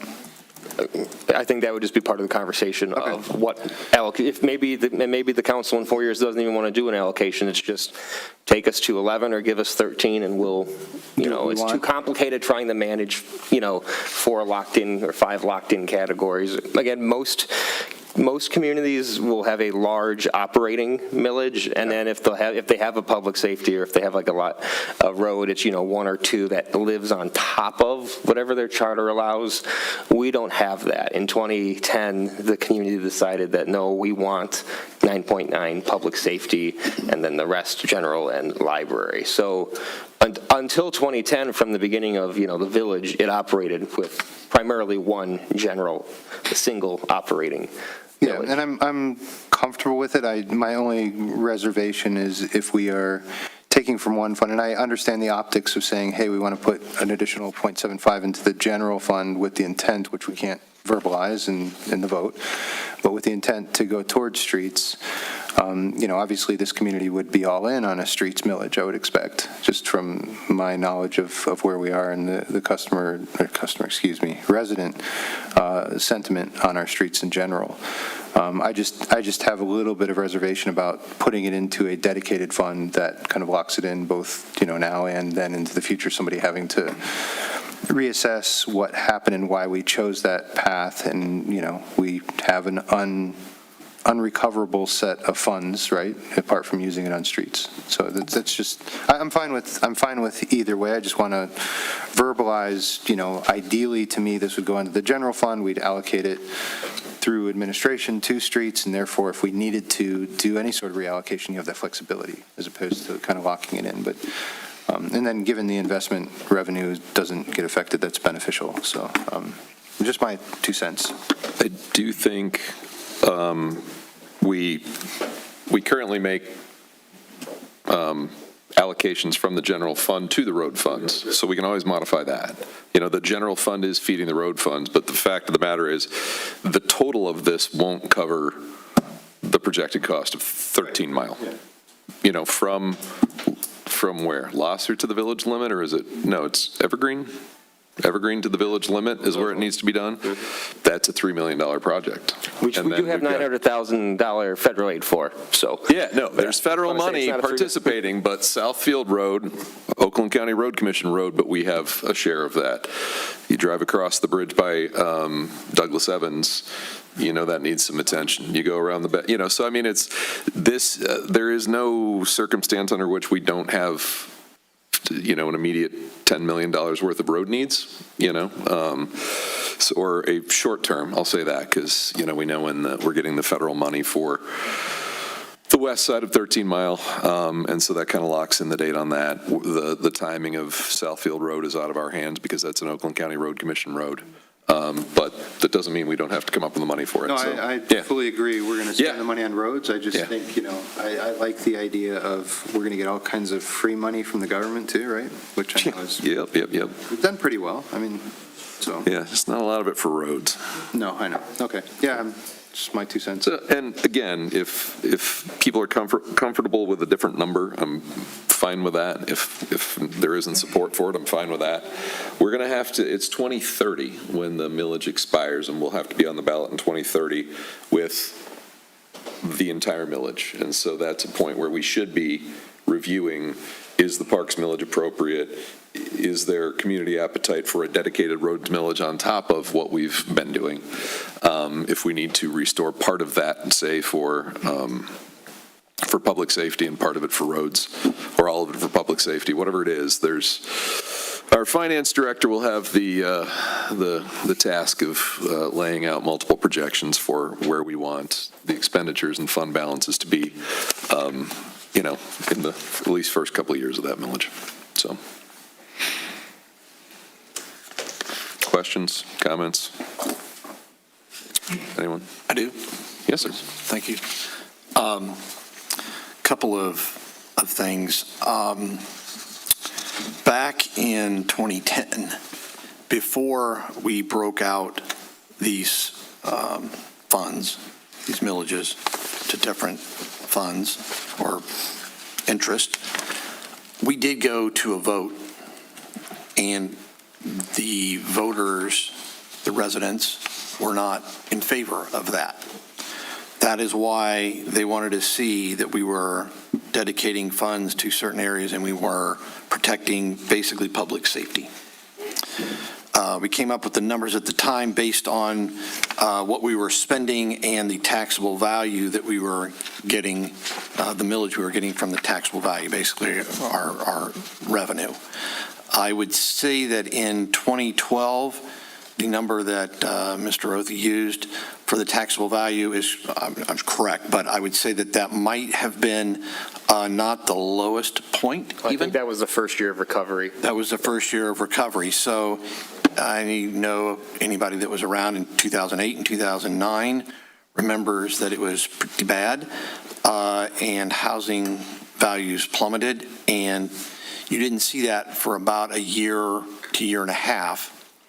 And so in 2010, we were going to be in a pretty big deficit. And what we would have done is we would have had to lay off public safety officers. So the voters did approve this at those rates. And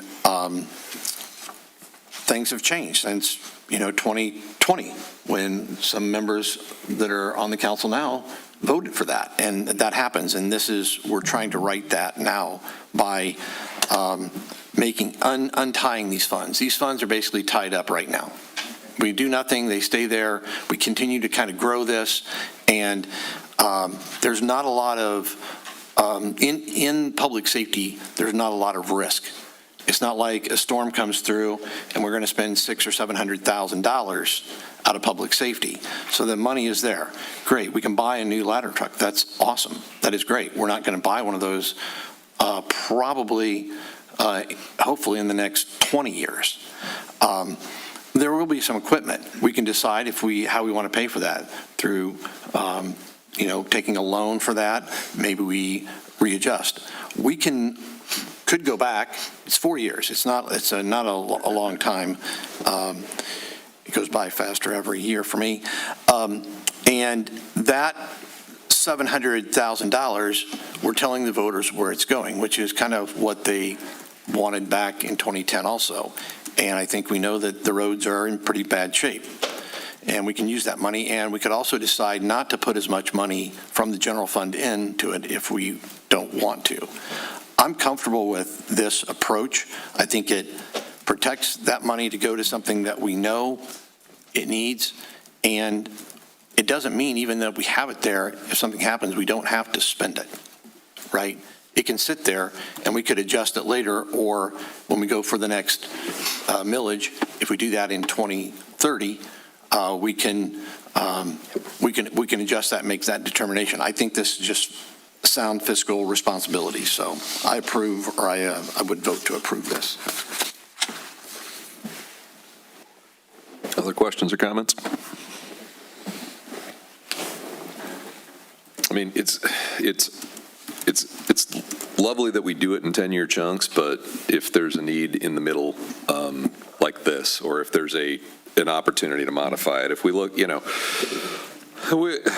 I'm trying to think. The last truck we bought, the smaller truck, was, I think it was $800,000 or $900,000. The pumper? Was it the pumper? I'm going to go with smaller truck because I don't remember which one it was, but we paid like $100,000 a year on it for a decade, effectively, is what we did. So, I mean, we haven't talked about the life cycle on those yet, but this is, if we don't do this and you look in 4 years, we'll be sitting at, a fund balance of $3.3 million, which is about a little more than a third, 37%, which is a bit high because, again, Mr. Mercer talked about the $600,000 or $700,000 on, that was when we got the windstorm. It cost $600,000 or $700,000 for tree removal and cleanup. So those are the kinds of things that happen in the general fund and not as frequently in the public safety fund. The trucks are insured, so. Other questions or comments? If not, you want to table set for the next item. Well, I just wanted to talk about the mechanism first. You've got the draft of a charter amendment that would, so if we can get the legal counsel to counsel us, that would be appreciated. So the process to get the question in front of, to get in front of the voters involves 2 resolutions by council. The first one is on your agenda for consideration tonight, and that is an introduction of the charter amendment. And you'll see it has, as required by law, it has the current language, the proposed language, and then the question that would actually go on the ballot for the voters to consider. If the council is so inclined and approves the resolution introducing the charter amendment in ballot language, It then has to sit on the table for 30 days, meaning no action can be taken. And again, that's required by state law. During that time, though, we need to send it to, the law requires the governor. I'm going to recommend we also send it to the Attorney General's office, because I suspect when we send it to the governor, her office is going to say, well, that's great, but if you send it to the AG. So I would recommend sending it out to both. City charters definitely have to go and be, or charter amendments have to be approved by the Attorney General. In the interest of time and saving a potential step, worst case, they'll say, we don't need to look at this, and we'll send it back.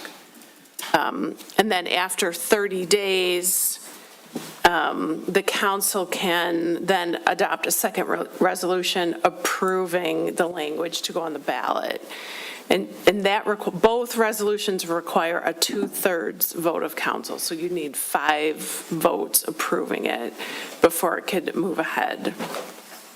The thing I want to caution you about is if changes are made between the introduced language and then the adopted language 30 days later, it could potentially have to go back to the governor and/or AG for review. So the idea is to be pretty well set with this language, because if the introduction is approved tonight, 30 days is July, mid-July, and the language is due to the county for the ballot early August. Do you know the specific date?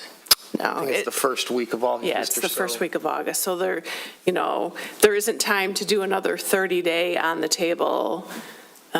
So again, I would recommend that council be 99.9 certain of the language they want to put before the residents in this resolution tonight if it gets adopted.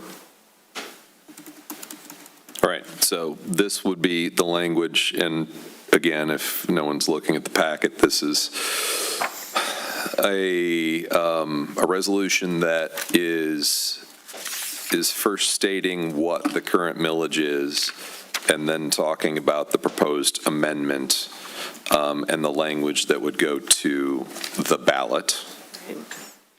And I've asked further later for some education on what council and administration can and can't do from a standpoint of advocating for this, because I know there are rules, but I have not had to deal with them.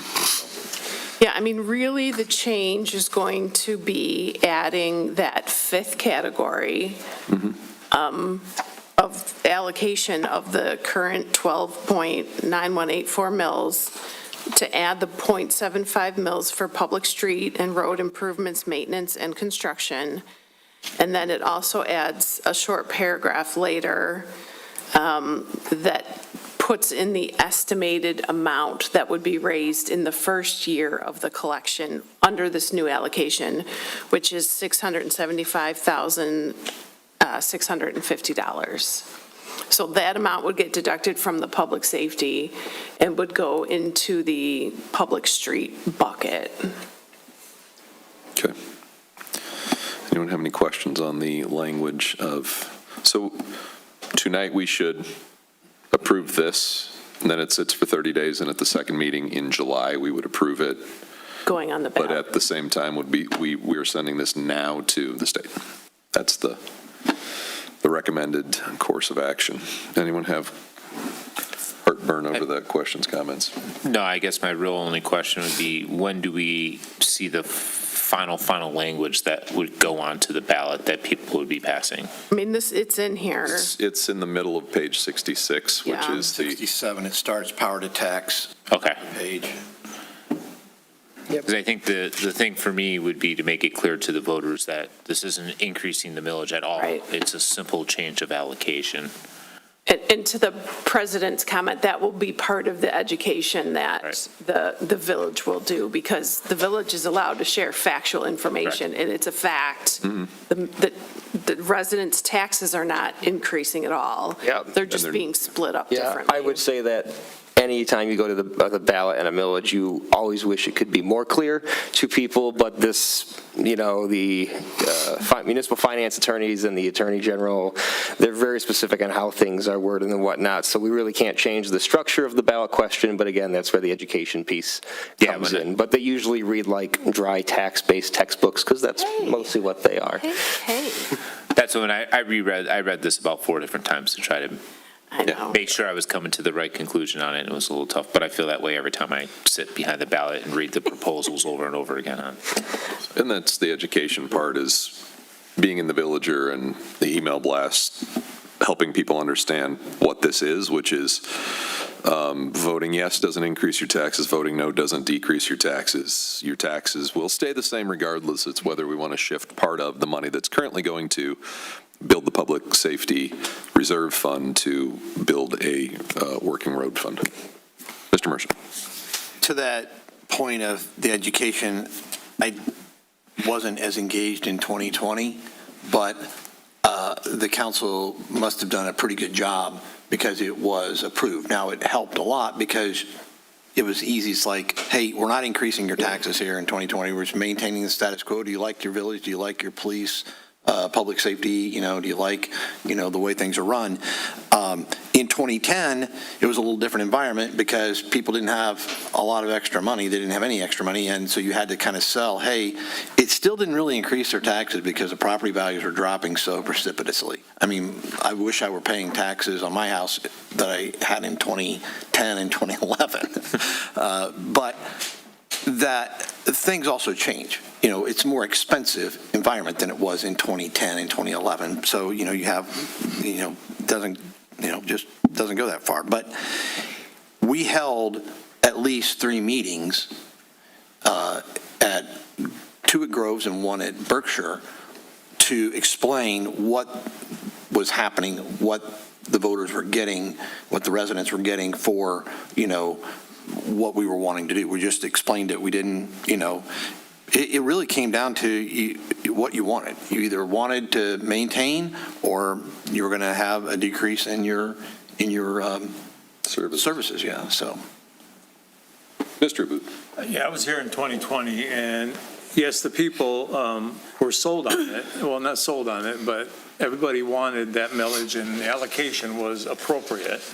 And if it's a concern now, I think it's still, we've got a full audience here today, maybe just a couple of opinions of what the audience would think, so. I was getting there. I'm sorry. Yes, sir. One Residents, not audience, excuse me. question for the attorney. Is there a reason we don't state what the current millage is? And if it's stated, It is. how? It is. Not in the ballot language. Oh. It's not. It doesn't explicitly say the current millage. It effectively says what we can maximize in the way of tax and how that can be allocated, but it doesn't state you're already paying this. Is there a way to? You could. The question is, do people lose interest as they're reading this page long? Obviously you want to make the question as simple as possible.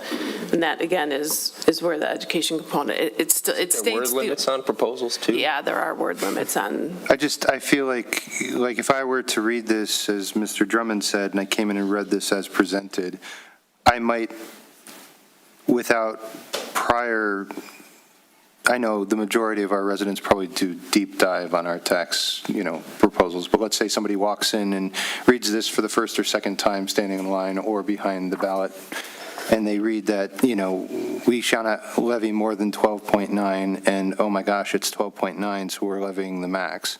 Forget the fact that we're already levying the max. So I'm just wondering, is there a way to say, hey, we are currently levying 12.9, and it's going to be allocated in this fashion moving forward, so that we're not, you know what I mean? It feels like it's almost like a word or two that could be added that tells you this is the existing.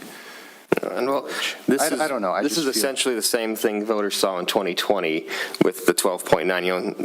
The only thing that we were adding was Section E about 0.75 for roads, but they would have seen this same language in the same structure and format in 2020, and the only difference would have been it would have added that little blurb for the parks millage, because these things are incredibly precise and procedural. I understand. In how they can be for worded. me, it's just my only comment is.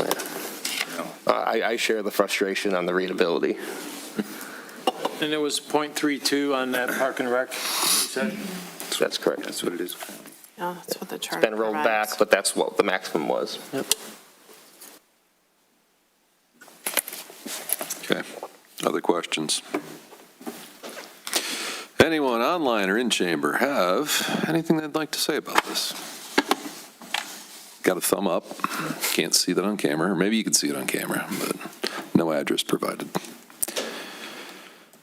All right. There is a recommendation on page 64 of the packet. The recommendation, consider adopting the attached resolution, introducing a proposed charter amendment concerning the tax levy of the village as prepared by the village attorney. Anyone would like to turn that into a motion or resolution? Is that? I was just going to say it's not necessary to read the That's where I was entire going with resolution. turn your 2 lines into Yeah. motion 2. Mr. Judge, Yes. at the risk of belaboring the point, if Mr. Rothi and Ms. Kolb could tolerate another question about this. I understand there are specific things that have to be in a ballot initiative and the way that it's worded, but the timeline that you laid out for us with the 30 days to the governor and off to the AG and back and the number of days it has to sit and whatnot, do we not have time to say, hey, can you give us a plain language version of this that meets all of the statutory requirements, but is maybe understandable by the average voter? I mean, are you saying that, I mean, the timing lays out that we have to agree on this language tonight? Or be pretty darn close. We need the state to bless the language. And if they do so, great. We can, of course, ask them, is there anything we can do to restructure, reformat, rephrase this? But, you know, the recommendation is to send what's proposed to the AG and governor's office for their review and comment. And I think that's to the education component. I mean, I understand that we would launch what we could do, right? But I'm not trying to double check or question the attorney, but I think that there's probably some room between legalese and plain language and what is allowable. If you're saying there's not, and this is just how it has to be, I will live with that, but I suspect that, do we really have to use words like ad valorem? Yes. That's the current language in the charter now. I have to look that up. I understand that. I mean, if you have a suggestion, this is the time to bring it out. I mean, if you want, would further divide the property tax levy. I mean, there's nothing wrong with that, but it's another change to the charter. is there any room to include some guidance that this change will not affect the current property tax amount on any resident? So in certain circumstances, you can do a prelude or an introduction to a ballot question. So, and you have a little bit more flexibility with that as opposed to the language that's got to be voted on itself. This is like potential language. Yeah, so it's possible you could add like a header that is maybe not as restrictive as the ballot language is. A, can we do that? B, can we approve this with language that administration and council feel better explains the ballot question? And I don't think we have to do it. That doesn't, because the only thing the AG is going to look at is the ballot question itself. So that's something that we could work on in the next 30 days. So when it comes back for final approval, we can frame the ballot question that would go to the county with, that prelude or introduction. Okay, and how do we make sure we can actually do that? I will I'm Okay. 75% certain that you can, but I definitely confirm that. I appreciate that. I'm not trying to make us No, too tight on time, but, I get it. you know, we can only reach as many people as we can reach with education, right? I mean, the good news is the ballot language is due in April, but then you do have, well, I mean, April? August. August, sorry, wrong A month. You do have 3 months in there to contact and get the word out to the residents. All right. Without advocating, but just informing, right? Yes. Okay, thank you, I appreciate it. I will definitely get you more information on that because council, as individuals, has things that they can do that council as a whole cannot, so. Okay, great. Back to the question. A, any more questions? B, if not, does someone want to turn the recommendation into, I don't know if it needs to be a motion or a resolution, but. Motion to adopt the resolution would be sufficient. I can make that motion. Sure. I'd like to make a motion to adopt the resolution, the attached resolution introducing a proposed charter amendment concerning the tax levy of the village as prepared by the village attorney. Support. Support from Mrs. Cascometti. Ms. Brown, would you please call the roll? Mr. Abud? Yes. Mr. Drummond? Yes. Mr. George? Yes. Ms. Cascometti? Yes. Mr. Mercer? Yes. Mr. O'Gorman? Yes. Motion passed. All right, thank you. All right, so please check with the county. That would be great, because then we could work on something to table set it, and that would be, I think, helpful. All right, thank you for the discussion and the thumb up. Next, agenda item, update on deer management, discussion item. I don't know if you got anything you want to add to this before we rip into it? On the previous item, or no, the deer? On the deer. Attorney Cole was able to speak with some of her colleagues who've helped Farmington and Farmington Hills, and she'll take the lead on just the updates for this evening, and I'll fill in too, but I'll have her start. So first, a little bit of background. All of the wild animals in the state of Michigan are under the control and management of the DNR. The village cannot on its own come up with a deer cull program or a program to manage any of the wild animals. Anything that is done is going to involve a permit from the DNR. So I just want to make sure that everybody's clear on that. Our clients, Farmington Hills and Farmington, participated with the city of Southfield in a deer cull program that is sponsored or run by the United States Department of Agriculture. So it's a federal level program. And in accordance with what I just said, they had to get a permit from the MDNR in order to conduct the deer cull that they did. Farmington and Farmington Hills, between the two of them, they paid about $20,000 for a one-year program. But they worked with the folks at the USDA to identify the areas within their communities where they had the most, deer vehicle crashes, where they were aware of the highest populations of deer that were causing issues.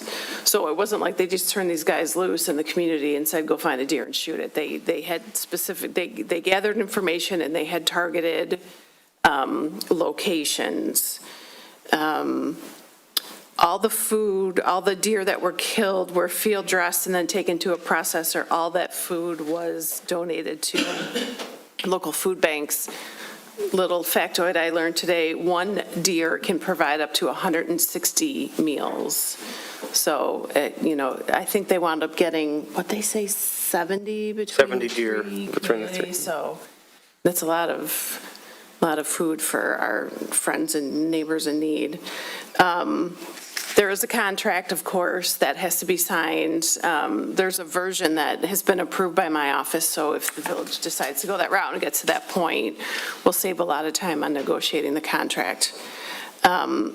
Interestingly, the city also adopted Farmington Hills in particular, adopted a resolution indicating support for the idea of doing this responsibly, evaluating all the issues. They made certain exceptions to their hunting and firearms ordinances to allow these folks to be in the community shooting in places they probably otherwise would not have been able to. They are also, I don't think you guys are part of it, but there is a Southeast Michigan Urban Deer Coalition. Yep, we're part of that. So, they work together with those folks. I don't know how active. I went online and tried to find a website for them. I couldn't. The Village of Franklin actually has a little bit of information, but it looked like the last meeting was in 2024. Which is not accurate. Okay, so that's just out of they've definitely met date. since then. Got it. But the state of Michigan has also introduced a deer management initiative, and again, this is through the MDNR. There's a lot of information. If you Google deer management, you'll get a couple of different sites, and I can send you links, not only to the deer, just an overall statement from the DNR of their deer management, but also this deer management initiative that they're working on, apparently. There's not a whole lot of information on the website, but there is some. There's a study that they released about deer management specific to the Lower Peninsula. Obviously, that's a little bit broader than just the village, but they have been looking into it and getting some statistics on, deer and issues they're causing. They also have, there's a kind of like a white paper that the DNR put out, and I can get you guys a copy of that if you're interested, that talks about, some options and ways, to manage deer populations in places like Beverly Hills. I did not find, so I did some general searching outside of the contract with the USDA. I haven't found a lot of support in other communities for the sterilization or, some of those efforts that were the TNR, trap, neuter, release, that were discussed at the meeting 2 weeks ago. And I think largely the issue is the cost of doing so. But it seems like targeted culls is the way that most communities in Southeast Michigan are working to deal with the deer population. So your residents have said, like we heard from the DNR 2 weeks ago, it's really going to be a question of the council deciding what's best for Beverly Hills and the way in which you guys want to move forward to address this issue. And I can provide you copies of the contract with the USDA, the resolution that Farmington Hills adopted, and then links to some other resources just to get some more information. And I can add a little bit more too now. Again, I was on vacation most of the time between the last council meeting, so I don't have a ton. However, we have made contact with the deputy city manager at Southfield. I reached out to the mayor, thanked him for coming to our meeting and for his comments. He did extend an invitation to come on board. So we're still looking at what that would look like. Again, as far as intergovernmental agreements go, that's all pretty easy to figure out should the council choose to move forward. The Southeast Michigan Deer Coalition itself, their big goal, and they're working on, and again, this might be able to come through partnership with Farmington and Southfield, is essentially to have a USDA wildlife biologist, whether it's a full-time employee dedicated solely to Southeast Michigan deer, or at least primarily dedicated to the communities that partner and pay into this program, to employ this wildlife biologist to, again, kind of assess and track and identify sites for deer management activities. So again, that's certainly something on the table, an option available to us that's kind of ongoing. Again, the kind of the sense that I get from the coalition and then talking with the Farmington and Southfield folks is, again, they want to build something that is, data-informed and sustainable. As far as the most immediate next step for the village, as far as data gathering goes, I'm thinking of launching like a form or a survey of some kind, not like with a deadline or anything, but just hey, we'd love to hear from you on deer, particularly, do you have deer on your property? If so, how many, how often? So we can put something like that together very quickly, in the next week or so, to just kind of start having more data coming. Not everybody was able to go to the deer management meeting or, watch the YouTube recording. We only had 100. I thought we would have more views than 180 on YouTube, but we're only up to like 180. So It was riveting. I don't know how that could be. But again, so as an immediate step, I think more data gathering like that, letting residents share their feedback versus just calling and saying they're eating my hostas. What do I do? That's kind of normally how they interact with Village Hall at the moment. So we want to memorialize their feelings and their data there. And again, we'll continue to work on seeing what partnerships with these other communities that have been kind of already starting the process, again, should council wish to proceed in that direction. So that's kind of how I plan to proceed. In the meantime, getting more information on all of that. But again, happy to pivot at the direction of council as required. And I should also add that Farmington for sure have already committed to renew the program for another year, so. And I believe Southfield is intending to too, whether or not they've formally done it yet. But, well, again, you heard the mayor at the meeting. He's, he invited to join the efforts, so. Mr. George, Mayor. Yes. Thank you for all that background. That's really helpful. Do you have any sense of how long Farmington or Farmington Hills spent on surveys, data collection, goal setting, sort of these, what we might have heard earlier, sort of, phase 1, phase 2 tactics before they got to an intervention step? Because what I'm wondering is, do we have time between now and call it, winter, January, I think, which is when Southfield talked about, starting the call again, to establish some goals for ourselves and do some observation? And maybe the second part of my question is, I'm wondering if we engage with someone from USDA, can we use their services for that kind of wildlife biology, observation, data collection, or are they strictly contract hunters?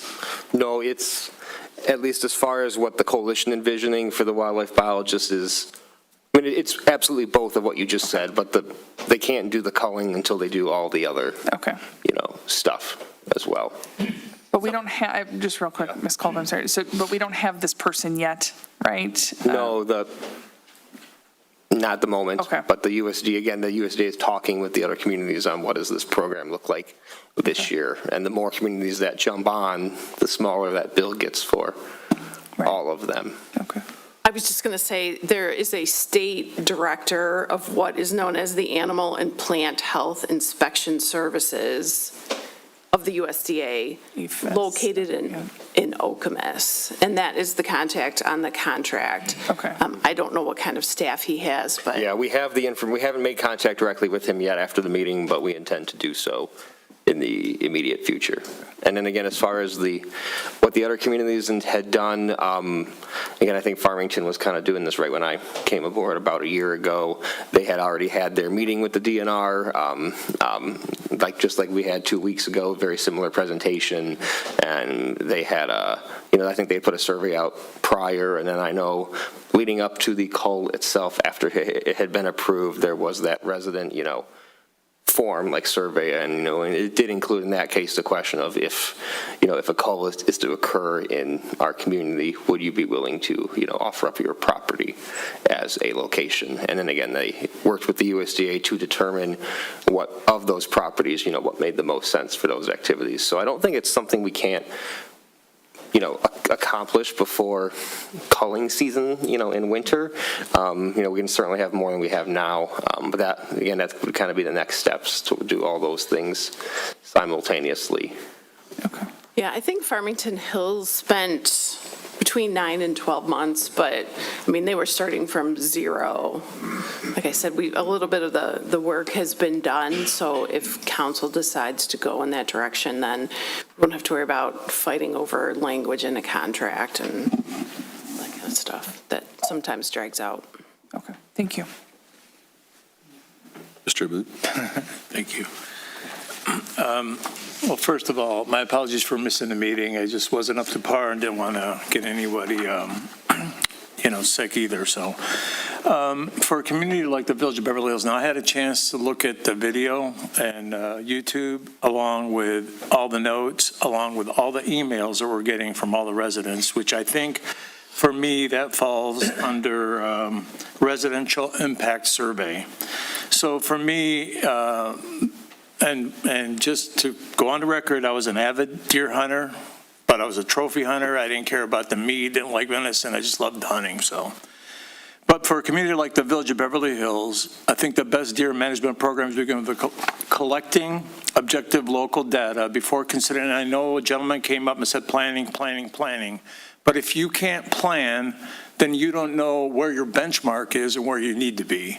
I know saying eradicating or reducing the deer, which is obviously an option that we're considering here. I know that they had an interview with our public safety regarding deer vehicle collisions. And with all that, you're going to get deer-related complaints, which we're getting. You're going to have to understand habitat impact on browsing pressure, public tolerance, and the surveys that you're talking about. I think it's important. But also, I think as far as data itself, the only way you're going to get data is from camera-based deer surveys, and the village can install these motion-activated trail cameras in Beverly Park, Rouge River Corridor, Village Greenbelts, and large residential lots. And I'm sure some residential lots have their own surveys, because I've seen photos, and I can't imagine somebody just sitting in a blind taking a picture of their deer when probably their cameras is picking it up and they're getting that data off the camera. So that's number one. Number two is that the collision analysis. I see deer, and thank God, that no one, that I know of has, they're not happening like they do up in Garish Township or Higgins Lake, where I see 10 deer before I get up there, on the same road. So that's number one. Number two is the collision analysis. Number three is the residential impact, the things that they're sending us, their frequency of their sighting, the gardening and landscape damage, so on and so forth. The vehicle encounters, the encounters with their pets, which we've heard. Then it's up to the management to support or oppose these options. But at the end of the day, having that wildlife biologist, I think, is very relevant to evaluate, to understory the vegetation, the tree regeneration, browse pressure in parks and natural areas, and finally, that regional benchmarking we're talking about, that nearby communities have already begun studying and managing Farmington Hills and Southfield and the city of Farmington.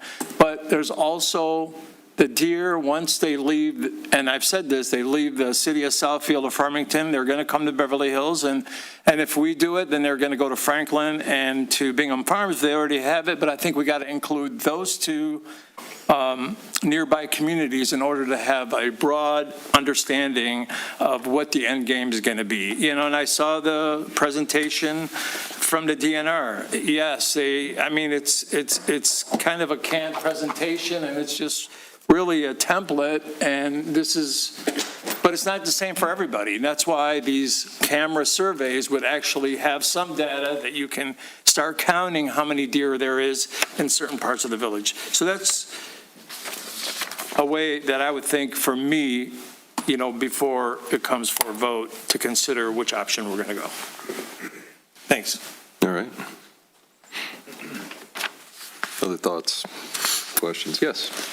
Thank you, Mr. George. I don't want, does anyone else have a question? I don't want to overstep. Okay.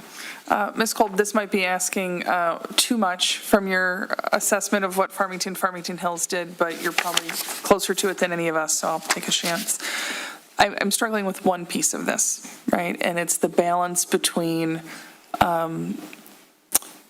where is logistically possible to remove animals from, and where is an effective place to, what would be effective removal to meet our goals and and address our problems.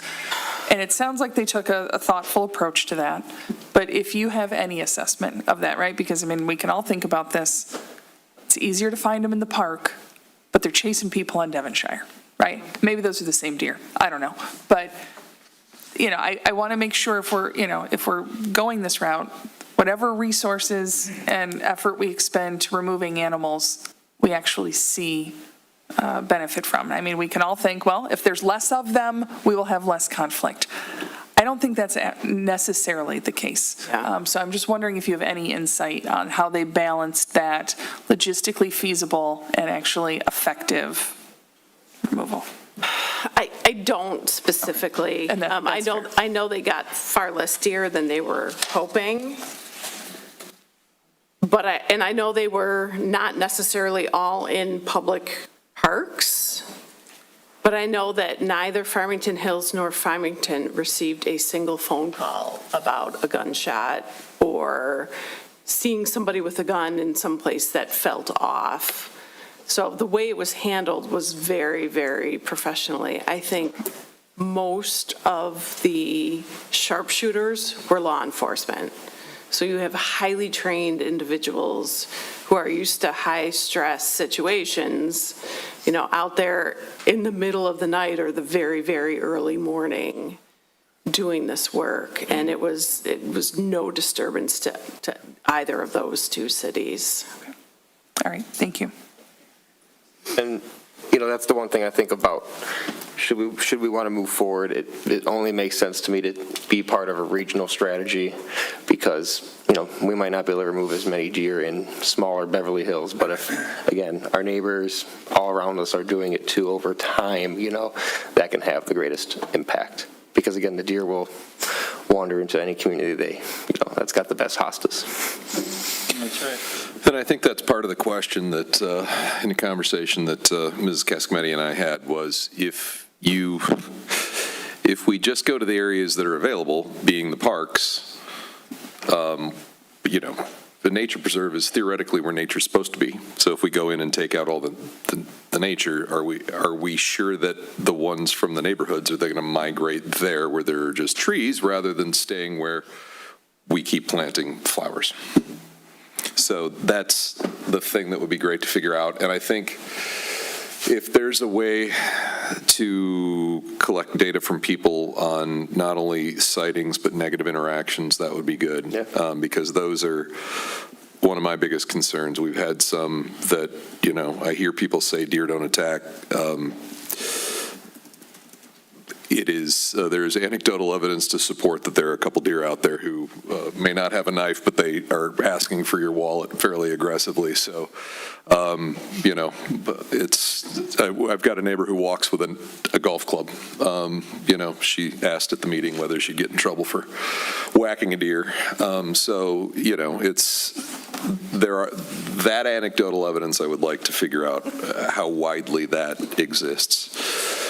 What other questions? We need to, Mr. O'Gorman, this is where we're going to ask for your input because you were talking about trying to figure out how do we don't want to enter into a thing where we can't claim, understand what our objective is and feel like we're doing work in service of a goal or objective. And I think my data-driven friend might have more ideas on that. Somebody earlier said the DNR doesn't, they said multiple times, don't get hung up on a number. That's the easiest way, obviously, to feel like you're making progress, but you have to have a number to start from. And I don't know that even if we put trail cams in lots of obvious spots, we're going to get it all. Or if we're going to send up the drone, we're going to get accurate numbers. And so is it understory growth? Is it lack of negative interactions with people or animals? How do we define that? So I'll quit talking. I'm not the expert on it, but the DNR representative did say counts are relevant, and you can do counts in the winter fairly accurately. I also know we are in recent acquisition of a drone in pilots, and I think it has infrared capability. So in theory, I'm not proposing that this is the track forward. DNR might be more appropriate to do something like that, but, I think it is our responsibility in a sense to make sure whatever we're paying money for is successful. And so whether that's trail cams or a drone or a combination thereof, or a site that residents can account for number of deer, whatever we do, whether it's doing some deterrent within the village, a cull, sterilization, whatever, I think we do need some sort of measurable effect year over year, because I don't think anybody said this is a one-year deal. I think everybody who's spoke on the issue professionally says this is a long-term commitment, but some way to measure success. So I think if we had a few of those data points, we'll call it, I think there's some opportunity to say, hey, last year we had this, next year we had that, and if over 3 years we see there is no, whatever action we take, there is no movement, maybe the deer win, and we have no impact on that, because there is discussion about if you remove or reduce the herd within your community to just backfill. I've seen that in my yard with squirrels and black walnuts, so it doesn't matter how many squirrels disappear by cats or hawks, they repopulate pretty quickly. So, but yeah, I think from my perspective, it'd be interesting to explore the options through the administration of how we could account for the deer and come up with a plan for what that is. I think DNR also suggested we have a measure as to what we're trying to accomplish, not just out to reduce numbers, but what are we trying to accomplish. I think I would argue that from personal experience as well as what people have said, there's a property value within our community that's relevant. And I stated it the other night when we had the forum that we have an unnatural situation we've set up where we're feeding deer beyond the capacity they would naturally achieve, meaning we have hosta, they eat the hosta, we plant more hosta, we try to, so I don't think that introducing predators is a good idea. Nobody would like that, but that would be a natural accommodation to what we have in the numbers of deer in our residents. So I would prefer not to encourage predators to come in and have an equal opportunity with dogs and cats as they do with deer. I did do a little bit of internet research, so don't call me an expert, but it sounds like black bear are the most natural predator of wild deer, and they eat the fawns in great numbers. So we don't have that, and I wouldn't encourage black bear to start cruising around Beverly Hills either. So with that, I think, yeah, it would be responsible, in my opinion, to have a way to track or measure success, and then get a feel for what we're actually trying to accomplish. My personal opinion from talking to others is property value. If you're going to sell your house and your entire front yard is mowed down by the deer, which I can say over the last few years has happened at my property, and I was able to manage it in the past with sprays and other things, but we've had fawns born in our yard every year for the last 3 years, and they don't care what they eat. And I've heard similar things from neighbors, and neighbors are now hiring companies that come in and spray their yards. I don't know that that's the best thing, to have chemicals sprayed all over our yards over and over, week after week. So if we think that's better than some other, I don't want to call it unnatural management, but in a sense, predatory behavior on an animal that's overpopulated is pretty natural in my opinion. But I think everybody knows where I kind of stand on this, but I think I wouldn't want to move forward with an approach unless we had a measurable year-over-year accountability as to what success looked like, and we had a pretty decent pulse for what we're also looking at in success. Besides population, are we seeing a reduction in property damage, accidents, whatever we think our key metric is? For me, it's property damage. I consider the expenses people pay and the value of property. I would say my front yard 5 years ago and property value to what it looks like today is probably a significant loss on the value of my property for somebody to come and look at my house. We don't have flowers. We don't have any sort of shrubs. If you drive down Beverly Road, you'll see most of my shrubs where I was trying to grow a hedge are gone. Half of them are gone. Half of them are there. It looks atrocious. I have found they don't eat forsythia, daffodils, and daylilies. But, if we all look like forsythia, daylilies, and daffodils in our front yard, that might look a little odd in our community. So bit of jest there, sorry. But anyway, that's hopefully that more than you asked for, but I think from my perspective, we do need a measurable, and we need to be able to measure success in addition to population density. You can plant boxwoods, and then the caterpillars just eat them and kill them, and then you don't have to worry about I have black walnuts too, so you want to kill things, put a black walnut tree in your yard. George, can I just add one thing? This is just, information, right, for us to think about, because I know a lot of people struggle with the idea of removing these animals, but, I heard you say, well, they only got 70 deer, right? They were hoping to get more. I can't remember what proportion they said were does, right? It was like 50-20 or 50, something like right, that. yeah, so let's say 50 of them were does, right? That's still 100 to 150 fawns avoided, right, this next season, right? And so you didn't just remove, 50 does, you prevented, there being, 150 next season, right? And so that exponential growth is the part that we really, really have to keep our mind on, right? And that if we choose not to act now, our problem compounds literally exponentially, right? And so I know there are a million questions we could try to answer, and, goal set and data collect and make observations. And I love data probably more than, anyone here except Mr. O'Gorman, right? But I like a good plan, and I like, but I have a feeling with this, we need to take a couple steps forward, make a plan, take a couple steps forward, continue to refine the plan, right? Because, it seems like it will be a slow start. And I think we all know what those first couple steps need to be, as difficult as the conversation is. Other comments?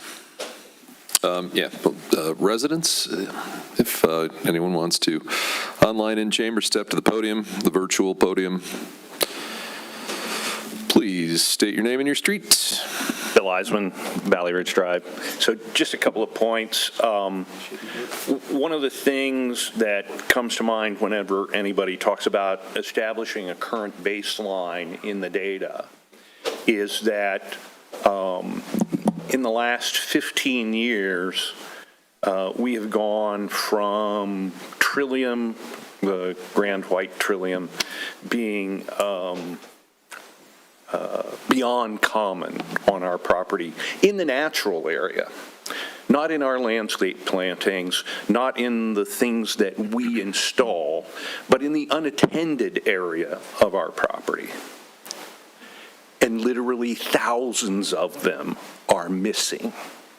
They've been eaten to extirpation in many of the segments of our property. If we're taking a baseline data that we can walk out and measure today, we're completely missing the point of the destruction that's occurred up through today. Mm-hmm. The facts are that an overpopulation of deer eat their preferred foods to extinction and then begin to eat the other foods that they would rather not. And we're well along into that process. The thing that concerns me this spring is that many of the reports I hear of fawns are singles. The two that are in my yard, one on each side, are singles this year. Does begin to have singles when they have a limit on their food intake, when their preferred nutrition isn't available. Are we at that point? I don't know. The two in my yard could be exceptions, but are we at the point that they're starting to see dietary stress? I don't see that in the damage levels yet, but we need to watch what the fawn counts are. The other point I would take is, someone made the point about the regional nature of this problem. So I happened to be in Northville yesterday working where the Downs is the new replacement for the Northville Downs. So we're standing there admiring the $3.5 million worth of trees they installed. And amidst the working equipment, the deer walked down to begin feasting on the $3.5 million of trees. So I had the luxury of speaking with the mayor of Northville. And they understand that they have this issue as well. One of the things that he brought up was the Conference of Mayors and whether that's an appropriate place for discussion to invite partners, because the deer will move once the browsing pressure gets high enough that they, can't feed themselves in a particular location. So even if we had only one fawn per doe, we'll have increased our population by 50% this year. It's just not sustainable. We need to act at the earliest possible opportunity. Thank you. Anyone else? All right. Thank you. As far as direction from council, I don't know if you want to go with sense of council, some instructions to the attorney and administration. My desire would be for us to, I am all for, if anyone has input, I know we received a survey from a resident, I would like to fairly quickly figure out how to put together a survey that gets the information that we think would be helpful. I think sightings, would people be interested in allowing their yard if we choose to go that way, because that will help answer the question of residential areas versus natural areas. Asking people, other than too many deer, what do you think the problem is? Or is there no problem? If you see a problem, what would be success in managing that problem? The negative interactions, things like that. So I think survey would be good, and I would love to have administration and our village attorney provide guidance on if we were to exercise the option to use a cull, what is the legal framework of that? What is the timing? Would we be joining with Southfield and Franklin, or Farmington Hills, Farmington and Farmington Hills, or would be our own contract? Just understanding the timing, the obligations around that. I'd also love to confirm, we have people who have opinions that appear to differ from the wildlife biologist as to whether contraceptives are permissible for use in Michigan or not. I thought she was clear on that, but I've heard people who have opinions from sources I'm unfamiliar with. So I would love something to confirm that. So, yes. Thank you. I think she was very clear on that, but I guess interesting to look into it. But I also think sometimes we're confusing contraception and sterilization, right? In our captured animals, spade them, put them back out into the world. That is different than capturing them and, administering medication. We're also confusing internet and facts, I think, at times. Their chat GPT tells me a lot of things that... Mr. Rothy, can you remind me, is public safety tracking deer vehicle collision?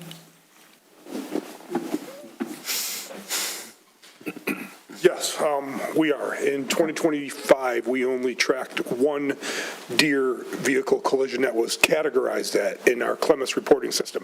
2026, we only tracked one. But when we went back to January 1 of 2025 and we tracked it versus vehicle animal, we had 31 accidents that involved a vehicle and an animal. Unspecified. Unspecified. I would have to go back and look at every one of those reports.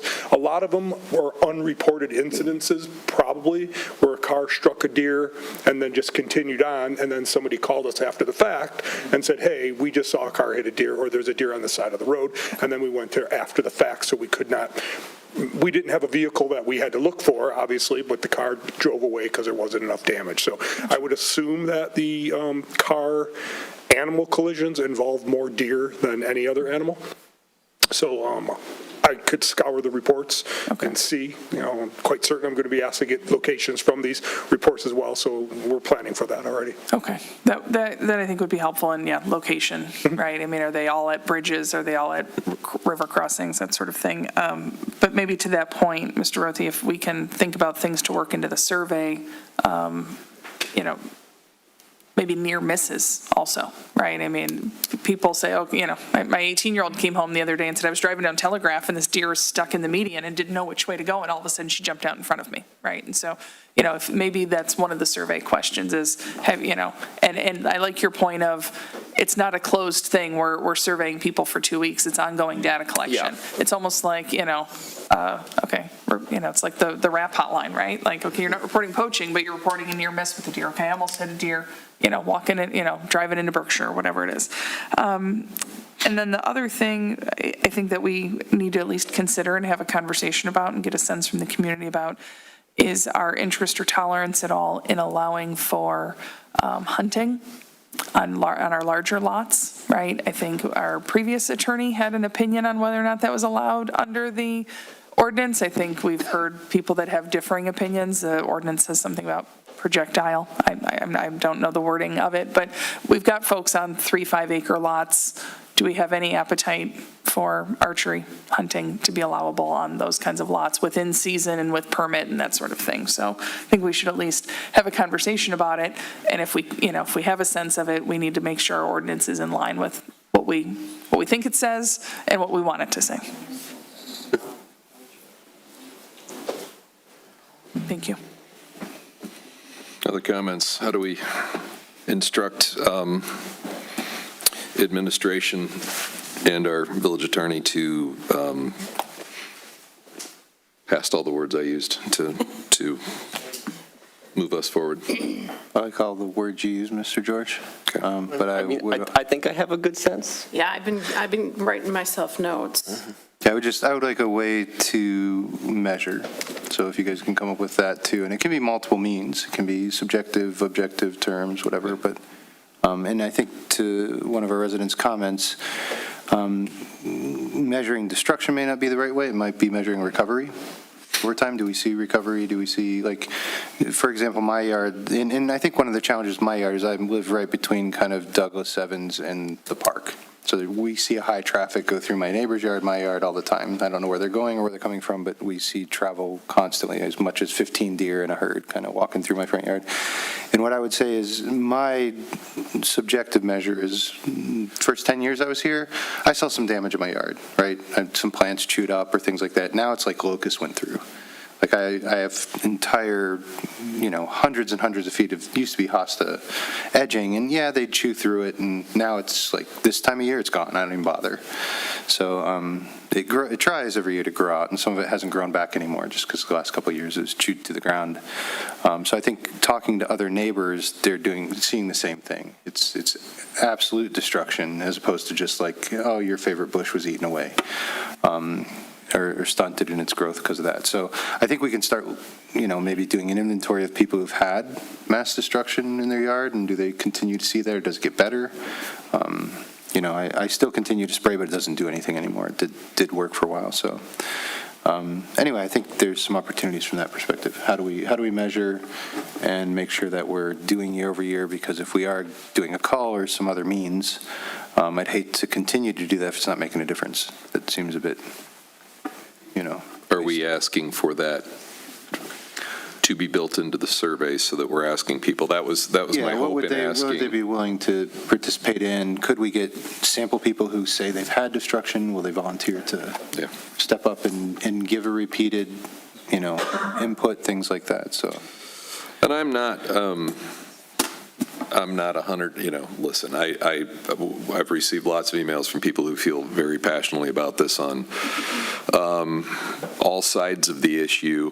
I'm not married to any one idea, but I think you have to take some air out of the balloon before you can talk about what maintenance looks like, because I feel like right now we're in a spot where I've had multiple conversations with people who have had negative interactions with deer. And I don't know if that's just my neighborhood, but it is a real problem, and that you can't, that's no way to live, walking around carrying a golf club trying to protect your dog, or not walking your dog for large chunks of 2 times a year. So I would be happy, I don't care if there's anybody on council who wants to help with the survey, wants to provide input on what they'd like to see asked, what kind of information we'd like, but I would like a robust, prolonged period of time for residents where we're publicizing as well as we can to get one response per resident maximum, so we don't wind up with, so we wind up with accurate information. And that and understanding the legal framework of our options around either a call or contraception, which I think I know the answer on contraception, but I'd like to, there has to be law to support it, there has to be somewhere. I don't know what, if not approved means illegal, or if it's, that I'd like to understand. Anything else we need to add to that? Sent to council, or is that, do we need to, are we good? Anyone? Bueller? Yes. So not to belabor, I just want to understand next steps. I mean, I think we've given them lots of feedback on what a survey could be, but like, how do we take the step to, we need to start developing goals. We need to, figure out how to get involved in the consortium. Yeah. Right? I mean, we need to start moving. Well, that's why I was asking for the legal framework around doing a call. Okay, so that's number one, because I don't want to miss the opportunity to do that should we choose to do it because we haven't done the homework. So I want to do the homework, have a contract so that we understand what that looks like, what are our obligations, what's the timing. How do you set goals? My hope is that the survey, by asking people, other than saying too many deer, what do you see as the problem? Whether it's understory growth, whether it's negative interactions, whether it's, you pick it, and again, you'll have someone who'll say, my flowers are being eaten. Someone in my house might say that, but that someone might also say I had to bum a ride off complete strangers, even though I told them I wasn't going to get in their car because they had a bag of poop, and they said, get in, the deer's trying to get you. So, we have issues, that's one of a couple times. So we've got, I think asking the residents, what do you see do you see a problem, and what is that problem? And then how do you measure success? And that'll be a little contextual analysis of us trying to assemble those responses and figure out what do residents see as the problem, and do we have a path forward to address those concerns. Does anyone have better words, instructions? I'm out of words. What are we missing? Is it too much to ask Mr. Rothy to kind of tell us what he interprets sense of council to be for next steps, or? Put together a survey form that will live in the internet, collect data, look at deer, collision data, look at the data that the residents are providing in developing goals. Meanwhile, Attorney Kolb and I look at joining with, what it would take to join, and do an organized call, in culling season, so that I don't think we've missed the boat yet on that, but I don't want to make, so I want to make sure council will be able to consider that before it's too late. The hunting program as well, I think, is an interesting angle, and just understanding more of how that would work. I think that's some ways easier than hiring, a USDA thing, and obviously less costly because it would just essentially be a volunteer. How Meridian Township does this, hunters are so willing to participate, they actually pay the municipality to, hunt, and there's, proficiency tests and everything. So kind of pursuing all of those as potential options and giving them to council, over the coming council meetings, including regular updates on what we're seeing from the surveyor data form. And I don't want to make a 50-question form, obviously, but, I want it to be substantial enough to capture the wide range of requests we've had this evening. And I will be soliciting all of your feedback on it before it gets published to the community. Thank you. Thank you. Mr. Abud. The only thing, I've talked to Bingham Farms and Franklin, in fact, at the next meeting this morning, and they'd be interested, like, in something, so I would not leave them out of this as far You're as absolutely right. regional benchmarking. Yeah, I know Franklin has a deer committee, and I believe even the mayor of Southfield says they want to participate with them this year. So again, it's Also economies of scale, you know, it reduces our costs. yeah, a lot of people are working towards the same goal here. And I don't know whether we have tried to run our infrared drone at night to see what kind of life signatures we can get. I don't know if we need to wait until the leaves drop before we can do that or not, but, you know, that's worth Yeah, we thinking about. can explore it. It's We did put the drone up in January on several occasions, but, you know, we had just a terrible windy winter. The deer bed down. The ones that we did see were in the cemetery at Beverly, but it wasn't a large amount of them because I think the weather just, they were just hiding from it. It was, you know, minus 20 degrees with sideways wind and snow. And in speaking with Southfield's deputy manager, you know, they were like, surveys are good, but they're, you know, they didn't see a ton of value in an aerial drone survey. Where's Waldo? I mean, they just are good at I mean, blending in. On a daily basis, we hear from the residents where the deer are. Last thing, Mr. George, we mentioned Bingham and Franklin, but to the director's point, you know, Southfield Township doesn't have a lot of property of their own, right? But there's a large private property that abuts East Beverly, right? I mean, some kind of partnership potentially with Acacia Park might be useful, right? At least for the folks in East Beverly. I've already floated this idea by Supervisor Mooney, just in concept, so definitely want to involve the township to the best of that they can be involved as well. All right. Anything else on that? Going twice? All right, moving on. I was going to say last item on the business agenda, but we added a number 8, so I lied. Number 7 on the business agenda, ordinance number 395, first reading. Mr. Rothy. Yes, I'll have Attorney Kolb handle the summary of this. The only thing I will kick things off with is a summary of where we are with chicken permits. We have 1 permit currently outstanding and issued. We have 3 applications we have received, one of them as late as last week. 2 of the 3 applications, including one from Councilman Brodrusco, indicate that they are in possession of more than the maximum required number of chickens on their property, which, you know, ultimately led to the council directing village attorney to prepare this ordinance. So that's the table setting as far as what the ordinance does and how it works. I will turn it over to Attorney Kolb for more discussion. So at council's request, I prepared this amendment that would allow folks not only who had more chickens, but also dogs and cats, as limits were placed in the ordinance last October, was part of the whole new animal ordinance that was adopted. Obviously, some folks are concerned, understandably, about having to give up a pet, and people consider chickens pets, so they were concerned about having to put down or get rid of animals that they had in their possession prior to the adoption of the new ordinance. So this amendment is a way to address that. It will allow folks, residents, who have more than the permitted number of chickens, dogs, or cats to keep them through the end of those animals' natural lives.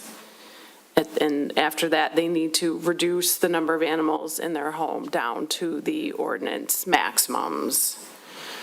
So that's what this amendment would do if adopted by council.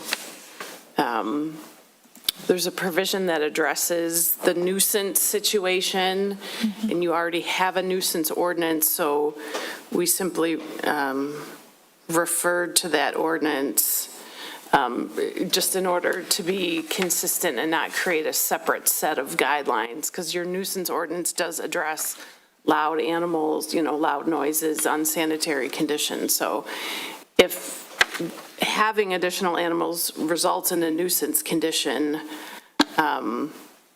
then the resident would be given notice, they would have, that their permit for the additional animals is subject to revocation. They would get a hearing before the council, so they are given due process, and then council would make a determination. And of course, all the other requirements of the animal ordinance would apply to the resident that has more animals than is permitted. And then the amendment allowing a larger coop or pen to house the additional animals. So those are the proposed changes. Nothing is written in stone, so if there's tweaks council would like to make, obviously we can make them before anything is adopted. Okay, thank you. So, my view on this is that we know we have multiple instances where we are, have people who are not in compliance. We know of 2. I have heard tale of at least 1 other. So if there's 3, I don't know how many there are. The question is, do we want to? So when we talk about the Constitution and equal application of the law has been applied equally. If anybody gets, for anything, my grass was pretty long the other day before I cut it, and if they came and wrote me a compliance notice that it was longer than 8 inches, I can either comply or I can say no thank you, at which point the village can either write me a ticket or not, and if they write me a ticket, I can either pay it and correct my action, or I can go to court and fight it. Any resident has that ability, and we have instances where we have written the ticket and people have fought it, and then we find out that certain pieces of our code don't stand up to the scrutiny. So here we are. This is what I learned last time we had an opportunity to go to court and defend our code. I took the advice that our code would stand up to the scrutiny and that it was sufficient to allow us to enforce as we had been, and that turned out to not be the case. While we have people saying, appeal it, we also have people holding up signs saying, how much have you spent on litigation? So I'm not trying to make anyone happy. I'm trying to figure out, how does the village manage this? And the options here are, we already know of multiple instances where we can either write a ticket and face the possibility of going to court, or we can figure out how to deal with it. And what I learned last time was that when you go to court, there are unknown outcomes. Given that we would have to individually deal with multiple unknown outcomes on the same issue, I'm trying to figure out whether there is a way we can deal with it. So that is kind of the table setting as I see it for how we got here and why we're reading these potential amendments to the ordinance. Questions, comments from council? Just the one comment, Mr. George. I do believe Mr. Maxwell's correct in the subparagraph D. Ms. Kolb, should that be 2025, right? Yep, I highlighted it. Okay, thank you. Okay.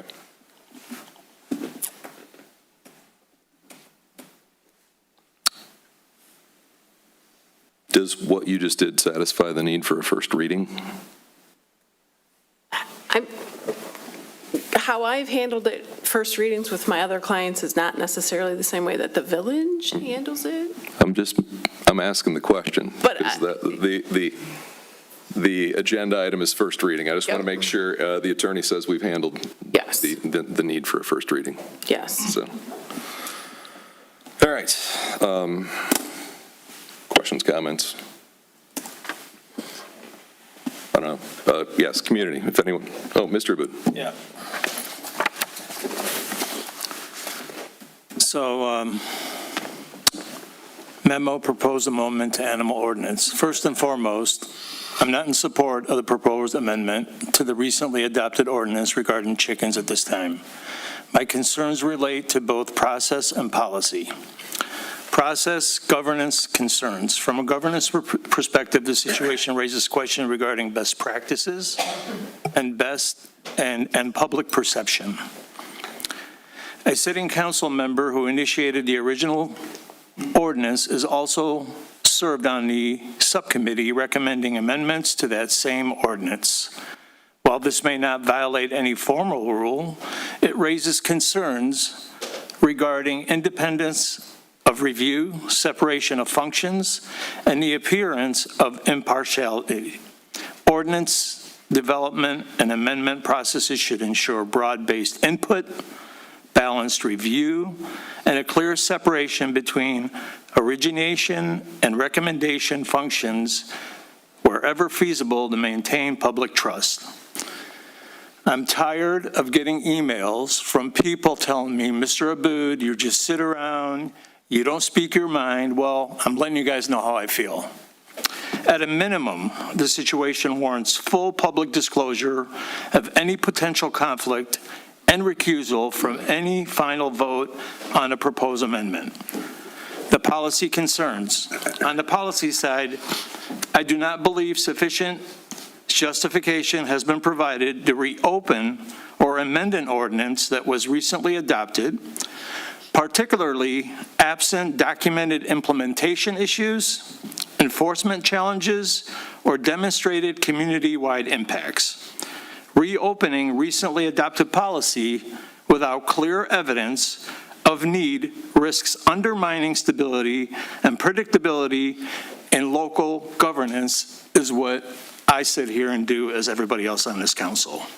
The burden of proof, if exceptions are adopted, which I'm not going to speak for anybody else, I'm speaking for Rock Aboud Village Council. If an exception-based framework is adopted, the burden of proof must rest with the applicant. Any individual seeking an exception should be required to provide contemporaneous supporting documentation. An example would be veterinary records, purchase receipts, licensing record within a defined period, like 30 days of adoption. Self-attestation alone should not be sufficient, and the village should not be placed in the position of independently verifying claims absent a formal review process. So, in conclusion, for those of you that have issues with me sitting around, I'm tired of this. It needs to go away, and I can't deal with this anymore. So, for these reasons, I cannot support moving forward with any of the proposed amendments at this time. And the final thing I want to say is, and I'm going to review this in open meeting here, to be able to have the attorney let me know how closed sessions in the Michigan Open Meetings Act and the overview of these closed sessions are governed by, obviously, the Michigan Meeting Act, and then a village council may enter closed session. I don't want to get into the procedures. I want to hear exactly how we put things in a closed session. That's all I have to say for now. Thank you. Mr. O'Gorman. I know there's been some questions about folks who have excess number of animals. I know that for me, this applies to both cats and chickens. I'm more heartwarmed to the folks who might have more than the 4 cats that's allowed. We don't really have a way to monitor cats, correct, Mr. Rothy? Yeah. But we do have within the ordinance a way to monitor chickens annually for people who've applied for a permit, correct? Yes. Okay, and then people who haven't applied for a permit, they'd be subject to, this article associated with their ability to get an exception, which means proof of ownership and all that type of stuff. So for me, I'm fine with this because having done some reading, research, and talking to other people who have some knowledge in the space, other communities across the country that have put constraints on animals, not chickens, just animals in general, there's generally either lawsuits or issues where somebody has more animals than is currently constrained, and because of the sensitivity of the pet, a lot of times the residents prevail in being able to keep that pet. So for me, I think this is a reasonable adaptation to what we approved, probably an oversight on our part. I think there was some idea of grandfather clause. I don't think of this as a grandfather clause as much as an exception to people who have, you can call it the same thing, but people who have more cats, we'll call it, than is allowed, because we didn't have a limit on cats previously, correct? No. Yeah, so you could have 18 cats if you wanted, and if your neighbors weren't complaining and it didn't smell horrible, you had 18 cats. So I think we've done the appropriate thing to constrain that, but anybody who has animals that they're affectionately attached to, I think it's reasonable to say the life and duration of any of these animals, cats last a long time potentially. I have a 15-year-old cat, so they can last a long duration of time. So I understand that, but I don't think chickens have quite the same lifespan. So I'm not quite as concerned as others about this. I think there's a lifespan to this exception. And I think somebody did mention the bringing the coop size into conformance. Is that also, I read this a few times and I'm just really tired tonight. Is that also in here? I think it's administrative. I mean, it says okay. Can't increase the size at discretion, so that would be an administrative, I would assume, through the permitting process. Okay. Okay, I just want to make sure that, yeah, somebody, once their number of pets has been reduced and they're coop-oriented, that we have the ability to reduce that coop down to the ordinance itself as well as the animals. So, other than that, I'm supportive of this, given that the ordinance passed previously. Those are my comments. Thank you, Mr. George. Anyone else? Yeah, I have a couple questions. Yes. Manager Rothie, how many people have come forward that have more than 4 cats that can't come into compliance right now? I'm aware of none. None? None. Okay. There could be. There could be some. And we could have, I think you've told me there are 3 possibly, 2 that you know, or 3 that have more than 4 hens? 2 properties. Two that have more than 1. More than 4, yes. Okay, so we're making an exception for 2 people that we know of. We could have more. This was no oversight. This wasn't some oversight. We discussed this. We had this discussion in multiple, I sat on the Animal Ordinance Subcommittee. We had these conversations. We actually discussed the number when we went to actually vote on this as a council. And we discussed that number and we came to that number of 4. And it was discussed if people that had more than 4 could come into compliance. And I think if you roll tape, it was said that yes, they could. So now we come forward, is it 8 months? And lo and behold, we have this in front of us. There was no intention of becoming compliant. Okay, so we have ordinances. We have a lot of ordinances. It protects people. Whether you like the ordinance or not, it protects you. You have options when you have those ordinances. As President George said, you get a ticket, you get cited, you have options. You can go to court or you can come into compliance. That's what we should do. This council voted on this, and we should lay that out there and let it happen, because we can't do that for every other ordinance also. That's how we do it. So this is just bad policy. Thank you. Thank you. Anyone else? Yep, public comments.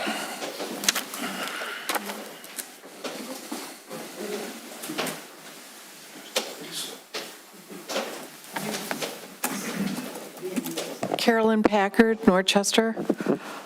I wholeheartedly agree with Mr. Aboud and also with Tim Mercer on your points. And the way to get around it is, why didn't you have the people of Beverly Hills vote on this to begin with? That's the way to do it, not by somebody's say-so. That's where it failed. You failed us. Attorney Kolb, did we address the fact, what's the position on whether council can just put something on the ballot? The council cannot put advisory questions on a ballot. That's prohibited by law. Okay.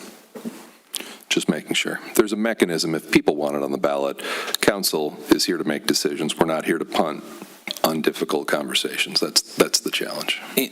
And when you say advisory, let's just, can we talk about, just state what we can and can't put on the ballot? We talked about one earlier tonight, which is power to tax or levy millages. That's something we can put on the ballot. It's outlawed, it's outlined in the charter, right? And it's also allowed by state code. It's required by state law. Right. You have to put that on there. Right. So really, if it's not having to do with something with fiduciary responsibility or financial, we can't do that. We can't put, that's, everything else is advisory. Correct. Okay. But the residents do have the right of petition and referendum. Correct. They could, there's a process that they could go through to gather signatures based on how many people voted maybe in the last election, and then they could get a ballot proposal on, on the ballot, just like we're going to put one on the ballot for changing the structure of the millage. Correct. Go right ahead. Kathy Lorenz, 18819 Warwick. Although it isn't easily put on the ballot, we did a preliminary survey on chickens. I think we can all remember that, but it didn't have any impact on the council's decision. But the overwhelming number, I think it was like 900, maybe Mr. Tababin remembers the actual count of people. Something in that neighborhood. Yeah, like 900 to 200, but the council still went ahead and did an ordinance for chickens. On another note, we did a survey on deer. What impact does that have? We've already collected some data. Can we not go back to that survey that was done, and all of our residents were asked how much damage they had to their homes, if they were in accidents, and it was quite a lengthy survey. Am I the only one remembering that?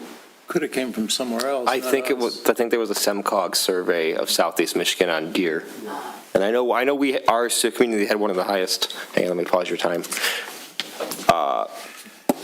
Response rates, right. There we go, yes. So that's probably what you're thinking of. Maybe so. But I think that the council is on a slippery slope. Every time you have somebody come and challenge or ask for an exemption, what's going to be your response? If you give it to Rachel, you've got to give it to anybody else that comes forward and says, I'd like an exemption. Right. Thank you. Thank you.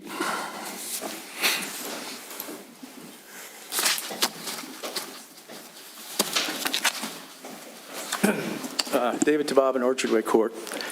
Wasn't there on the ballot several years ago in Southfield an initiative asking the residents what their opinion would be on doing a deer call? Yes.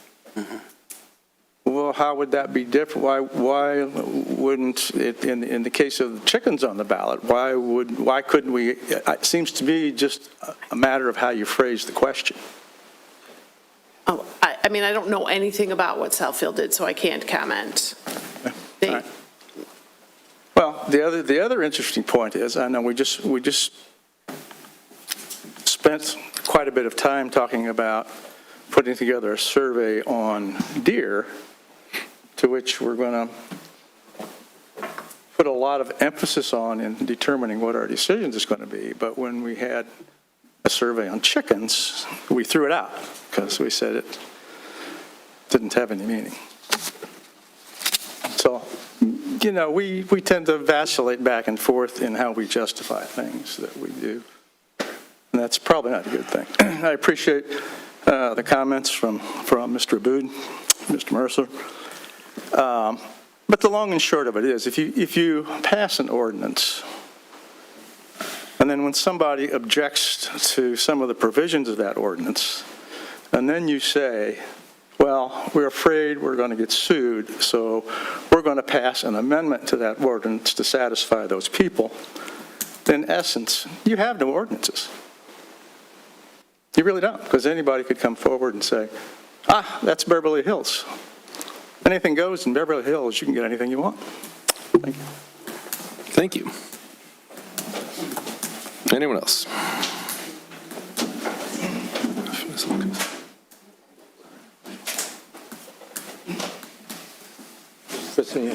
Dale Young, Riverside. So I'll just start and say I'm completely opposed to this 395. And I want to go back in history a little bit. I attended all those meetings along with Mr. Mercer here.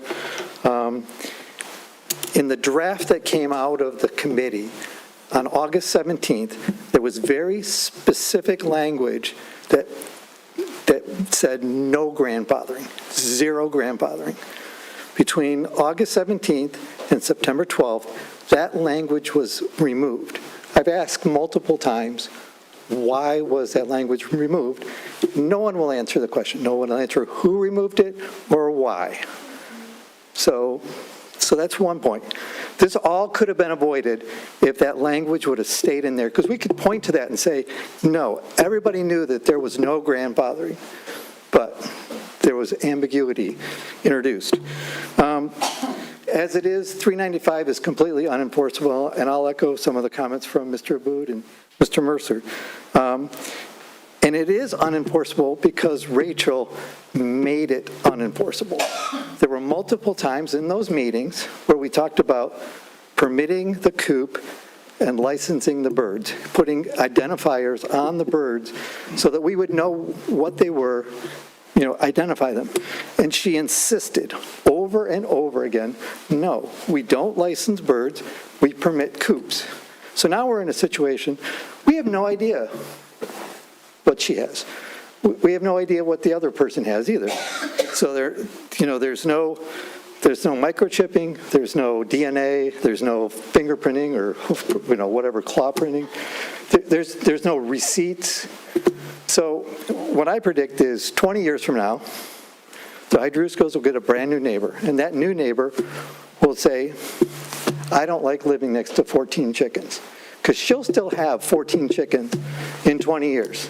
And they'll call the enforcement, and the enforcement officer will go there and say, prove to me that you had those chickens before October of 2025. And the Hydruscos will say, well, prove to me that I didn't. And they'll be at a stalemate. And they'll just continue to have birds. And they'll replace those birds over and over and over again. And we will have no way of knowing because they're completely untraceable. They're unidentifiable. This is all about, I've made this point for years, and I'll just make the same point. This is and has always been about their shameless sense of entitlement. They feel entitled to do whatever they want. So she sat on a committee. She agreed to the committee's outcome of the committee. She voted on it. Now they don't want to live by it. She could have lived by that on October 7th. She could live on that by the ordinance today. She could live by it tomorrow. They choose not to. So I think it's time for the community to stand up to them. If you guys are going to go forward with it, I think you absolutely have to have some traceability. And I also believe, for years we heard, well, there are 12 to 15 coops already in the community somewhere.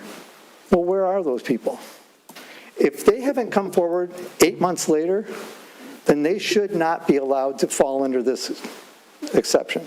They've had 8 months to comply. They've had 8 months to, because it's very specific in the ordinance that says you have to get a permit.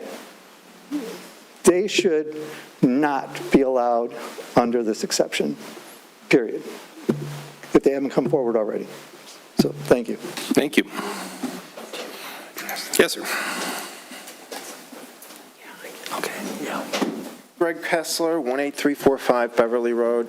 I think the question really here is a conflict of interest and whether a council member who is one of two people who is over the limit of chickens is going to be allowed to vote on an amendment that directly affects her, that she has a vested interest in passing, and it is mainly directed just for her.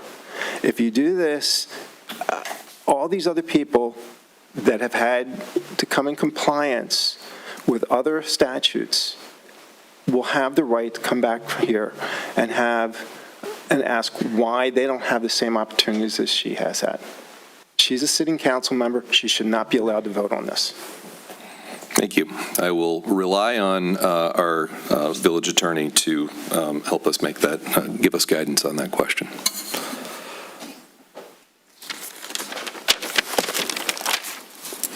Good evening. Todd Schaefer, Sunset Drive. I'm not going to reread the whole letter I sent you guys, so everybody hopefully got it, and at least have read the bullet point TLDR version. A couple things I do want to point out or clarify, especially in regards to, Mr. George, your comments, and also Mr. O'Gorman. There's a difference with regard to chickens, dogs, and cats here. The prior ordinance allowed 0 chickens. It was clear.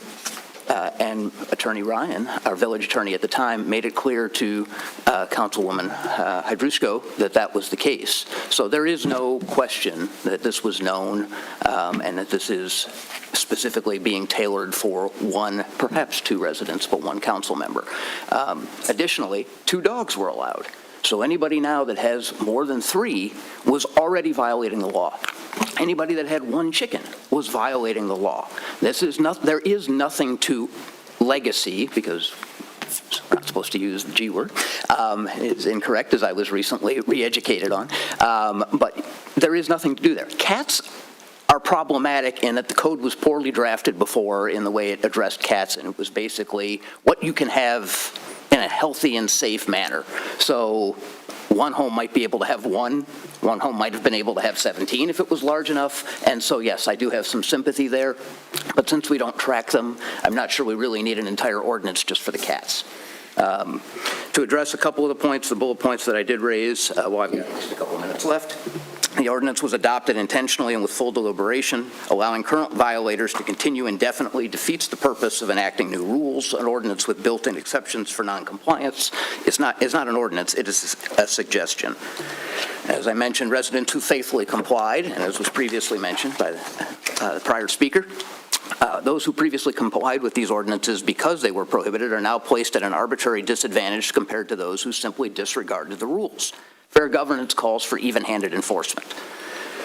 As I mentioned, chickens were already prohibited. This is not a legacy situation.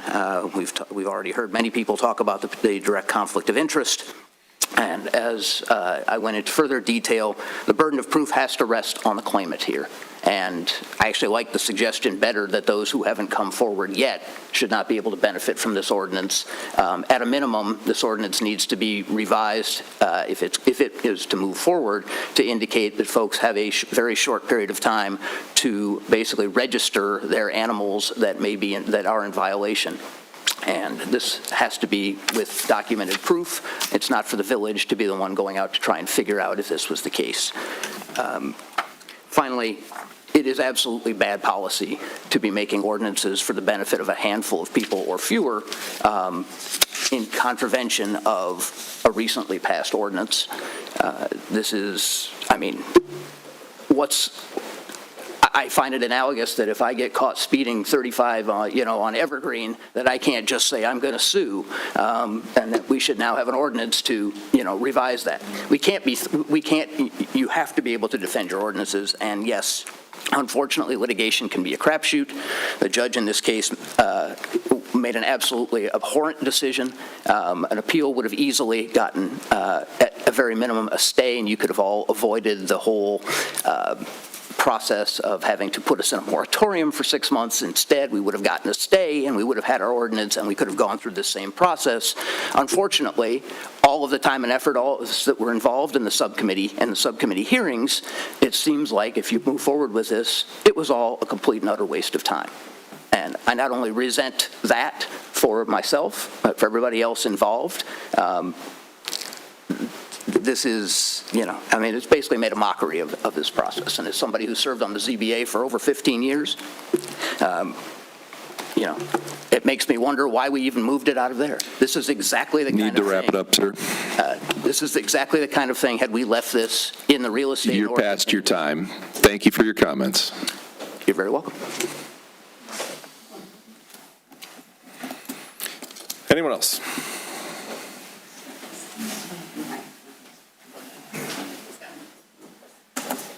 Mark Melody, Kinross Avenue. Yes, I think this council has to get, hopefully, a legal opinion then in the favor of causing the recusal in the vote of a council member who is directly going to benefit from such a vote. That, it just borders on anarchy, which is not what we're, this country and everything else is based on. So, also causing anarchy, is this allowed to just, doesn't matter to me. Where's the permit? Where's the enforcement?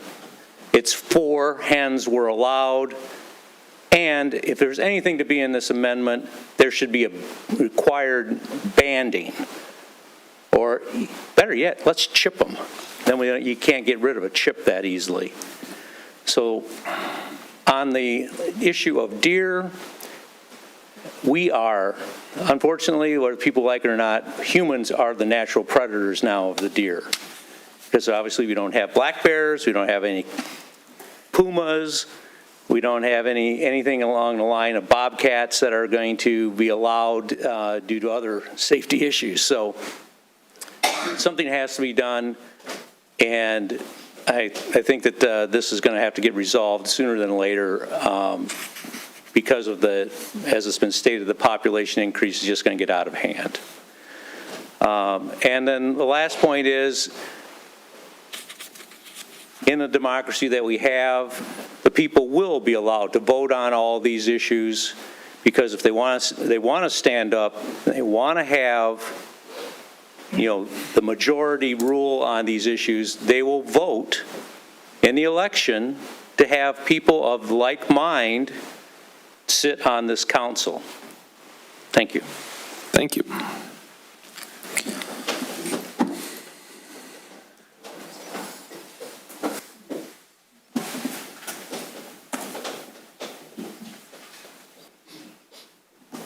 John Jennings, Orchard Way. It's too bad that the council members didn't get a chance to see these subcommittee meetings, because Rachel, which at the request of Tracy, was put on this committee, and she was directly involved in every single detail of this. We had robust decisions and conversations about lot size, numbers, life cycle. We had that with dogs, cats, chickens. She had input on every single thing. She formed it. She was, as Ms. Cascametti said, she knows more about chickens than anybody else, and she does in many cases. And yet, she formed all this. She agreed to everything. She put stuff together. Then we come to council. The first thing we have is an amendment, a changed amendment on lot size.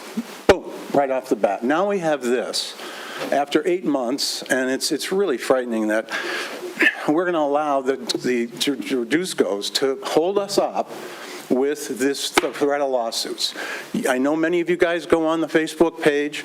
Mr. Drusco has basically said, hey, I'm going to sue you guys for this one, and I may go back to the original one for agreement. Huh? That's great. And I imagine that's what you guys discussed maybe in the first 2 closed meetings. We don't know that. You talk about transparency, we have none here. Other than the fact, well, unless you've chuckled, but tell us about what's really, the truth is, like you said before, that there's a needle that you have to thread, right? You want to have these people sue us again, and then we have to go because we're going to have to get an outside counsel, right? Because Mr. Drusco's on council. It's frightening, you guys, really. There has to be a stop sometime, or an agreement that it's got to stop. I'm done. Thank you. I appreciate it. Thank you. All right. Anyone else? If not, we will move on. We satisfied the need for a reading. Anything on this before we go go to our item that I have to remember. It's on the list. Mr. George, Yes. can I just address the question of advisory questions on the ballot? So the Home Rule Cities Act, which is the state law governing city charters, specifically allows a city to include in their charter the possibility of putting advisory questions on the ballot. The Home Rule Village Act does not have an equivalent provision. So cities are authorized to allow under their charters for advisory questions, villages are not, which is how Southfield was able to do it. All right. Thank you. Thank you. Okay. And that is advice I would have liked to have heard a year ago so that we could have stopped everyone from, I mean, honestly, now, and when you talk about threading a needle, we do the best we can with the advice we're given. I am appreciative of the advice I just received that gives the residents the comfort that it is not up to us to just throw that question on the ballot. That would have been good to dismiss that notion literally years ago. So, Mr. George? Yes. If we're talking about some of these, like, issues around what is allowed and what is not allowed, to Mr. Young's point, there was a reason why it really wasn't used, the term grandfathering wasn't the term that was used. We talked about it. It was conforming versus non-conforming, right? So that's the correct term to use. However, the reason that conforming or non-conforming was eliminated from the subcommittee to the first reading of that in September, October, was because the new ordinance was in the general area. It was a general ordinance. The old ordinance was in the zoning ordinance, and it was determined that it should not reside there. It should reside in the general ordinance. Because of that general ordinance, you do not have any conforming versus non-conforming, okay? That's why we're back here tonight, to rewrite the ordinance to basically allow that. Although we're not calling it that because it's not conforming or non-conforming, it's just changing it to allow people to have different things for different things. So that's why it was removed. Okay. Calling that one closed. Moving on to added agenda item, business agenda item number 8, which is the consideration of GLEWA member partner contract for legal services for the 3M and DuPont public drinking water settlements and corresponding resolution. Mr. Othie. I will turn this over to Attorney Kolb, as it's all things legal. Attorney Kolb. So there is what is called multi-district litigation ongoing, and that means basically a national lawsuit. Lawsuits were filed in different federal courts across the country. When that happens, they get consolidated in one court, and one judge hears all related claims. So this lawsuit was filed against 3M and DuPont for releasing PFAS and PFOAs into the water system, causing contamination. GLEWA, so there's Tier 1 water users and there's Tier 2, or class members, identified as part of the litigation. GLEWA, the Great Lakes Water Authority, is a Tier 1 class member.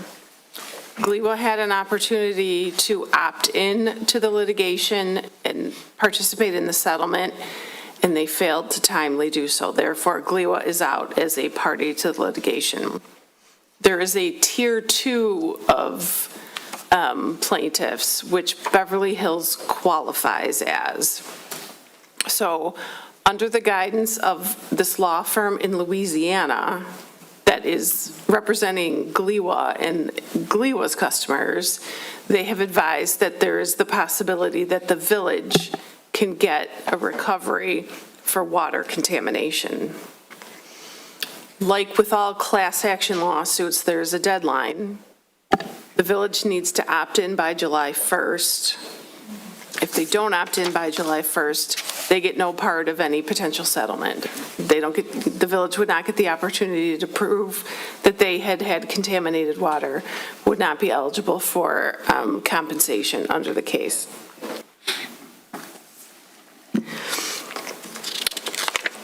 If the village opts in, then there's a July 30th deadline to get actual testing done to confirm whether or not the village's water was contaminated by PFAS or PFOAs. Because the law firm is based in Louisiana, they allow the plaintiffs, the class plaintiffs, to have local counsel. As we are your general town or village attorneys, we are requesting that you hire both us and this national firm, which is called Stagg Liuzza. I hope I'm saying that right. Sure. You are. One of the coolest law firm names I think I've ever heard. To represent the village and take the village's claims forward. Because it's a class action lawsuit or a damages lawsuit, the compensation for the attorneys, and this includes both my firm and Stagg Liuzza, would be the typical 1/3. You know, you hear that a lot in like personal injury cases where people are suing for damages. Our firm would split that 1/3, so the village is not going to pay any more than 1/3 of any recovery. This is not a guarantee that the village will get a recovery, and if there is no recovery, there is no fee. Sounds like a couple attorney commercials you hear on TV. But if there is a recovery to be had to the village, again, we would split the fee 2/3, 1/3. The interesting thing about the funds from this settlement is that they are unrestricted, meaning they could go into the general fund. They would not have to go back into the water fund, which is unusual, but that's the agreement that has, or that's the settlement that's been set up. So we are asking the council to consider both opting into the settlement and then retaining Rosati Schultz and Stagg Liuzza to represent the village. This is similar to what the council has done previously with those opioid lawsuits, and those were smaller payouts, and those were restricted funds on what we could use those payouts for. But there is past practice for the village engaging in this type of class action with. Going through some council packets this week. A bunch of our neighbors are participating in this. Berkeley, Grosse Pointe Woods, Sterling Heights. So all of kind of GLEWA customers in Southeast Michigan are seeking, unrestricted funds as part of a settlement that, again, we may, with testing, might determine we're not even eligible for in the first place, and this might be over in 2 weeks for us. We don't know, but because of the deadline, we do want to bring this to your consideration this evening. And so our options are to either sign this, it costs us nothing, and we might get some money, or to not sign it, in which case we're either... You're locked out of... We're locked out. Any. Or we could try to sue on our own, which would be... No, if you don't opt in, you can't file a separate So there you lawsuit. go. So it is either join and potentially get some. It looks like the settlement amount, total is a little bit over $14 billion over 10 years. So what portion of that would make its way to Beverly Hills if we find that we have some sort of PFAS exposure? We don't know, but it's either something or nothing. Mr. O'Gorman. Any idea what a PFAS test costs?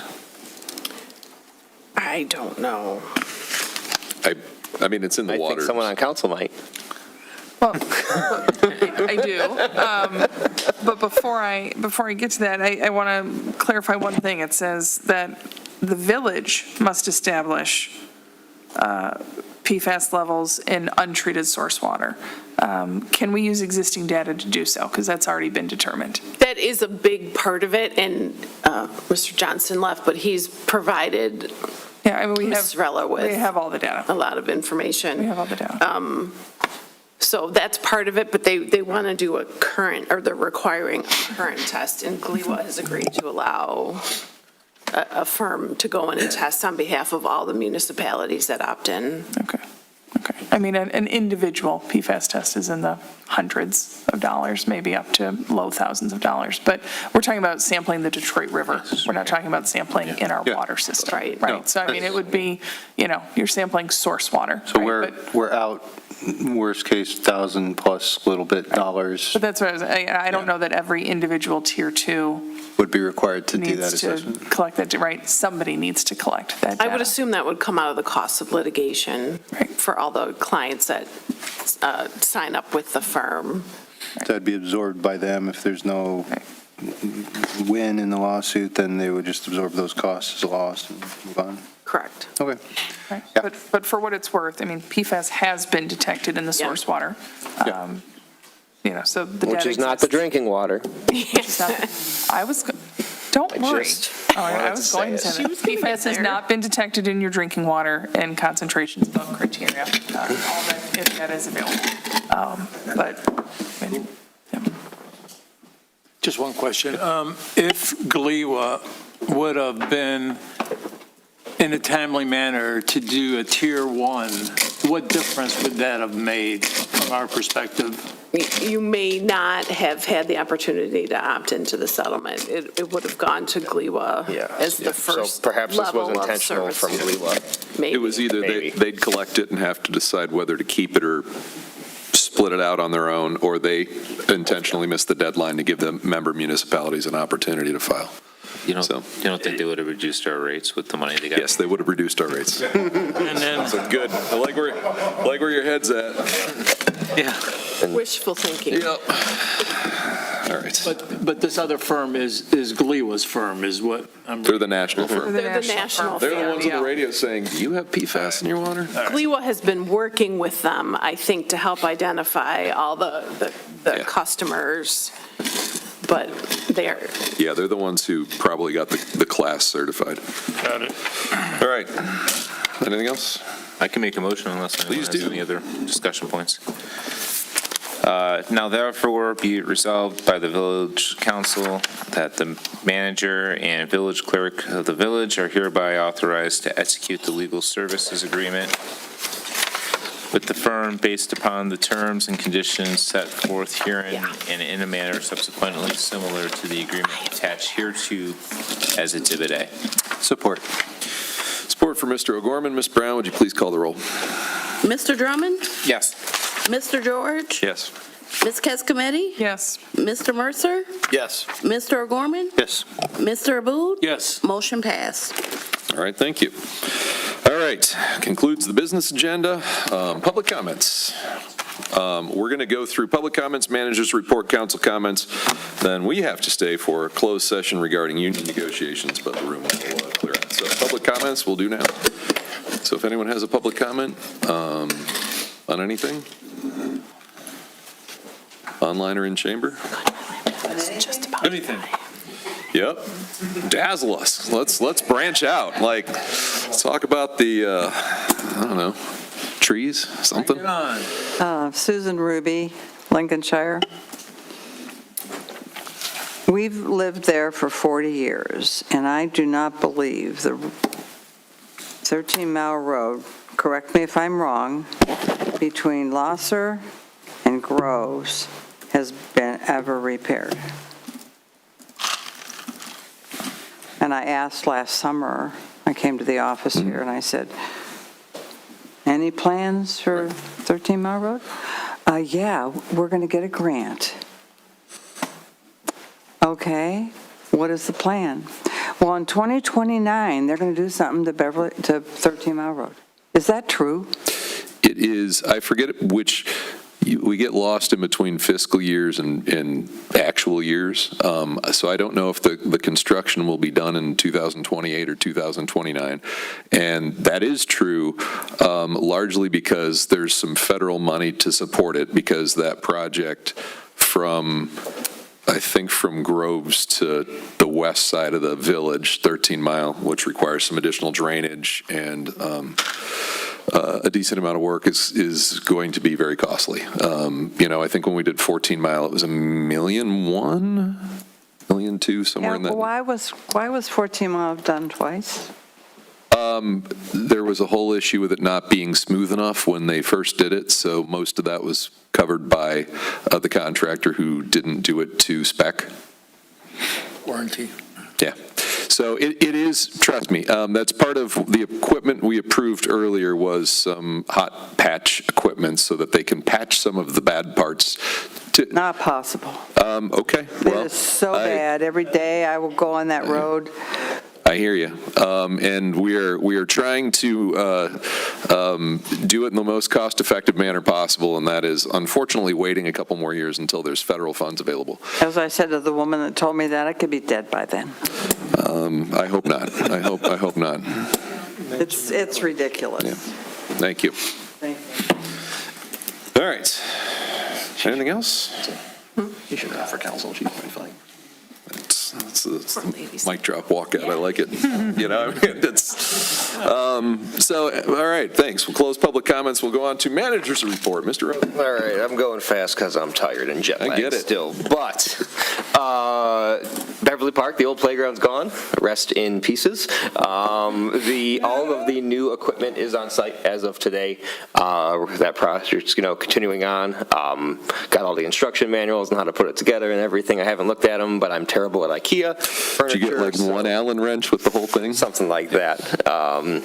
So that's moving forward. Come to the Parks Board meeting this Thursday for Smith Group's going to be there talking with the Parks Board specifically about public engagement strategies and next step and how to proceed. So stay tuned for more on that. We opened bids for the Beverly Park fence project. Several of them came in under budget. We'll have a bid award at our next council meeting on July 7th. Is that along Beverly Road and Allerton Court? Yes, sir. So we will have a unified, good-looking new commercial-grade fence along both sides of the park. Delightful. Thank you. Yes. Traffic calming device, Beverly Road. We mentioned it earlier. It is there. I drove over it today. Seemed to do its thing.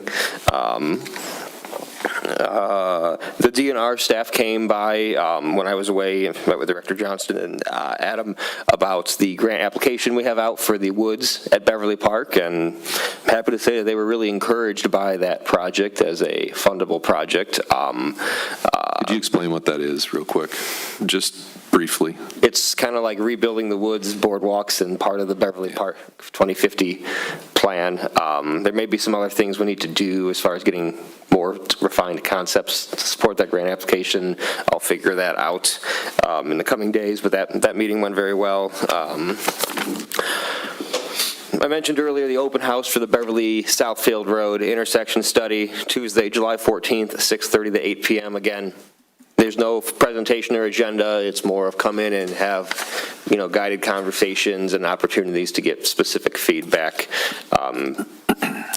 We are, thanks to President George's confirmation today, we're going to have a joint Planning Commission and Village Council meeting on July 22nd to kick off the master plan and village zoning ordinance, I'm sorry. So save the date. I'm announcing it right here, right now for the first time, July 22nd. We do have a quorum of council, and we'll have Planning Commission as well that evening. We'll be closed Friday, July 3rd in recognition of Independence Day. And then last but not least, e-bikes. I know they've been a topic. Got some emails about them. I was at the park earlier today, and I didn't almost get run over, but I kind of felt like a pretend parent, like wanting to yell at some middle schoolers. But I was researching our current code with Attorney Kolb. There was some language I thought we could maybe use, but it links to the motor vehicle code of the state of Michigan, which does specifically excludes e-bikes as a kind of motor vehicle as far as parks go. So in order to move forward, we're going to draft an ordinance that we could maybe do a first reading on or just take council feedback on at the next council meeting in order to govern e-bikes in the village. That's all I have. Super. Questions for Mr. Ruthie? All right. Thank you, sir. Puts us on to council comments. Oh, can I ask one question? You can. Thank you. It's not too late.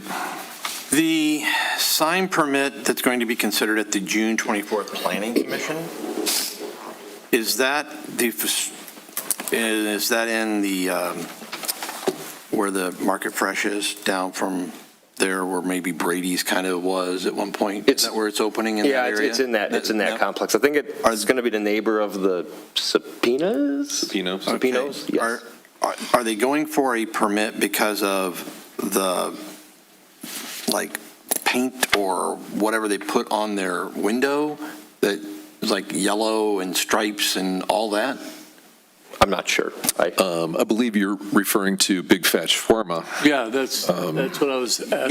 Yeah, that's what it says in here. I was trying not to say that, but I mean, it's written down, but that's the name of our new neighbor. The issue is, that must be what they're doing, because I'm pretty sure that that's not allowed to have that type of stuff on your window.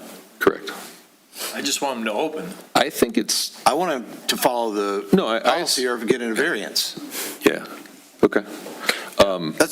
That's all. Yeah, I don't assume it to be the window stuff. I think that's we're coming soon. I assume there's probably some question about the sign, the actual sign. No, all signs need to be approved by the Planning Commission. Yeah, I know that, but the window stickers are not even allowed if it's coming soon or they open. I mean, and it looks more than just temporary. Sounds like a question. Sounds like something for me to look into. Yeah, there you go. Thank you.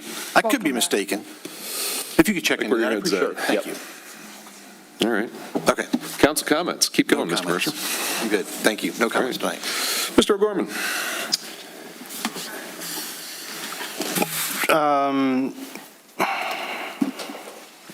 I just wanted to address some comments made this evening. It's torn on whether I should or not, but I think from my perspective, it's relevant. I think a lot of people sitting at this table have decided to put their name in the hat to run for council. I've run for other public office because there's some motivator. And I think that, there are conflicts of interest, totally agree with that, but I do think that, we shouldn't shortchange people who have a point of view. I think anybody in this community should be encouraged to run for public office if they deem something is not appropriate or something they disagree with. I think that's the point of democracy. So I generally don't 100% agree. I ran for village council I didn't have an agenda or a specific item, but I know some people do. I've served on a school board previously, again, kind of generically participated, didn't have an agenda, but people do run for purpose, and we've seen that within the Birmingham School Board, we've seen that in surrounding communities, where people might have something they don't agree with in their community and they want to make a change. So, and not justifying all of Ms. Rajewsko's actions, but I do, to some degree, respect some of her actions because she did have an intent to make a change within our community, and she worked hard to do that. So while I may not agree with everything she's done, I do agree with the approach to some degree that's been taken and encourage people in the community who have, that opinion of a particular issue. If somebody were hell-bent on deer and felt the council wasn't taking action on the deer and felt that the community supported them in taking motivation to get on council, I'm not big on single agenda approach. But I generally believe that, we do have people who have concerns with fences in the community. We have people who have concerns with the way we manage our property lines within the community. We have people who have concerns with short-term rentals in the community. And, everybody who has a direct effect on themselves because of one of those items, I don't think should not run for council because they have something that they feel needs to be changed in our community. We have a beautiful community and we're kind of torn on fences. Do we have fences or not? And that's been a big debate. And I know that there's some very strong emotions on that in the community. And there's people who've run and been on planning commission, zoning board, council, and have strong points of view. So I think totally 100% respect all the opinions that come up to the podium and speak in opposition to maybe a point of view I have on a particular issue, and respect that and appreciate it.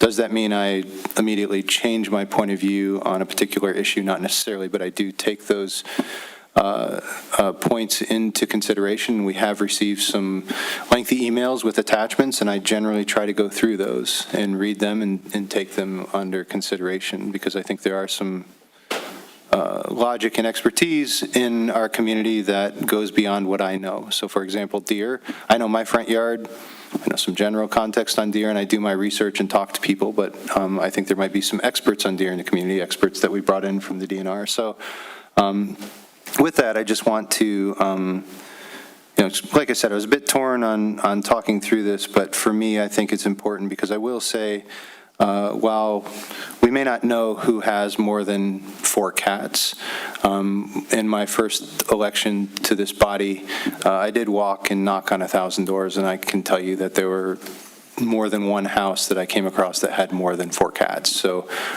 we also had people that had more than 2 dogs at the time. So I think it was appropriate we adjusted the ordinance to recognize people in this community love their dogs, and I think 3 is a healthy number.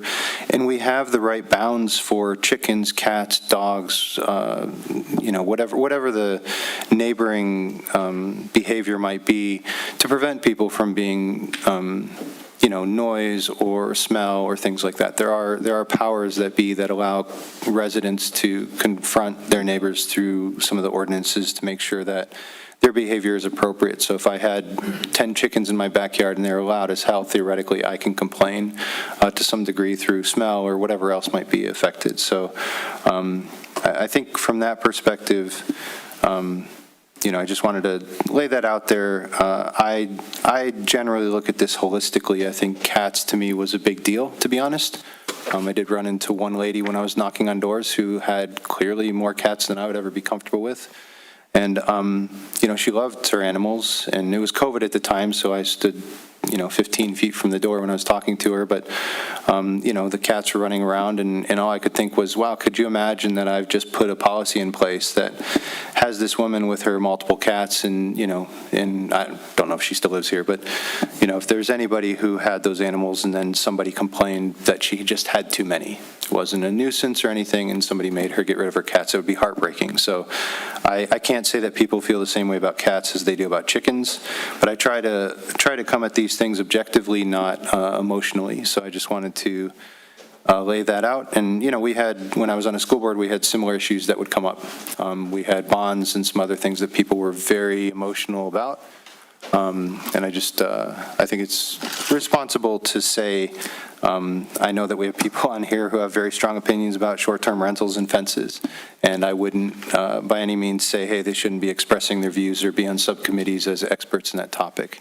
I think that's relatively appropriate in my mind. So with that, I just wanted to throw that out there, take it for what it is, but that's kind of where I come from. And anyway, thank you, Mr. George. That's all I have. All right, thank you. Ms. Cascamani? Nothing tonight. Thank you. All right, Mr. Boot. Thank you.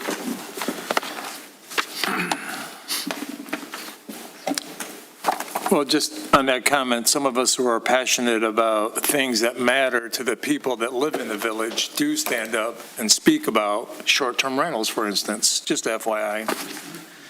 General Assembly meeting will be taking place June 25th at the Emerald Theater, 31 North Walnut Street in Mount Clemens. There'll be elections. So that's through the Southeast Michigan Council of Governments, better known as SEMCOG. Michigan Municipal League, sitting on the Transportation Infrastructure Technology Committee. We have a House Bill 4845, which modifies requirements for competitive bidding for certain road construction projects and contracts.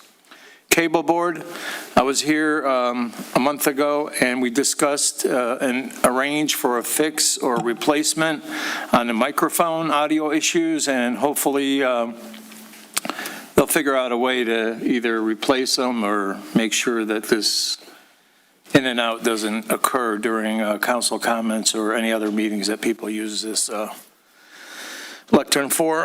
Next, planning to move that 400 Lincoln, as you know, and next, continuous progression and preparation for the move for the new facility at 400 Lincoln Street. They plan on meeting with the Village of Beverly Hills, hopefully the manager and the president, to get their take on the contributions that'll be moving forward. So when we do sit with next, we have to ask ourselves, we have over 609 members that frequent next. You got to ask yourself, what would it cost for the village to open their own community center, pay for operations, versus increasing our contribution because now they're moving into a facility where they're going to have more overhead and they're going to be, increase in their operation costs.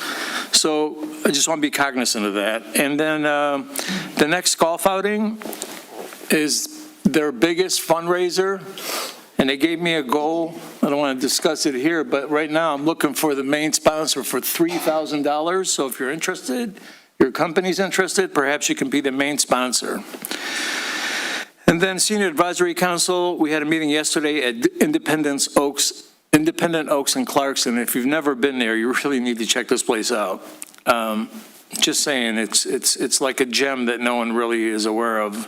Upcoming event will be at the 1200 County Building, which will be in July, regarding brain health. There's a limited room, but I'm planning on getting my county commissioner as well as my director of the community center, or next, Chris Braun. Hopefully she can attend. And thanks for everybody for being here, and I love to see residents who are passionate, and not only passionate, but do their homework and are very bright to be able to come up with different innovative ideas that perhaps most of us wouldn't think of or haven't thought of, or I just like seeing people here. I appreciate it. Thank you. All right, thank you. Mr. Drummond? No comments tonight. All right. I will be quick so that we can wrap in a few minutes. First off, apologies to our labor attorney, who we have had captive here since about 8:30. Yeah, no, he is billed by the hour, but you got more talk about ancillary items than labor tonight. So thanks for hanging and learning some stuff. We talked tonight about modifying 2 ordinances to get them to do more of what might make sense for the village. Good news is everybody on council has to vote. We talked about, and everybody gets a vote on council. So we talked about the millage, where we, in good faith, set a millage, and with the intention of having it do a certain thing. We now feel that there might be a better direction for that, so rather than waiting till the natural expiration of it, we're talking about how we can modify that decision that council made. Likewise with the animal ordinance, I think it's when you look at unintended consequences and you try to figure out how to handle them. I learned a lot by getting involved in litigation that, the logical, it is easy to say that was a bad decision, you should have appealed it. Then what happens when the appeal to that appeal comes, and we're involving years and another level of court. So the decision that I am trying to make is what works best for the community.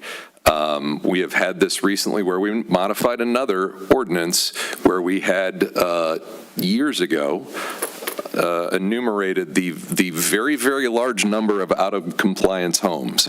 And we modified that ordinance, and there was nobody that came in and said, what are we doing about all those violators? And it was 300, was it north of 200? So it's always interesting. I understand, as Mr. O'Gorman said, emotions make things difficult. My decision criteria is trying to figure out what's going to serve the community best, and whether that is multiple instances of potential litigation with unknown outcomes versus trying to figure out whether our ordinance can accommodate the need.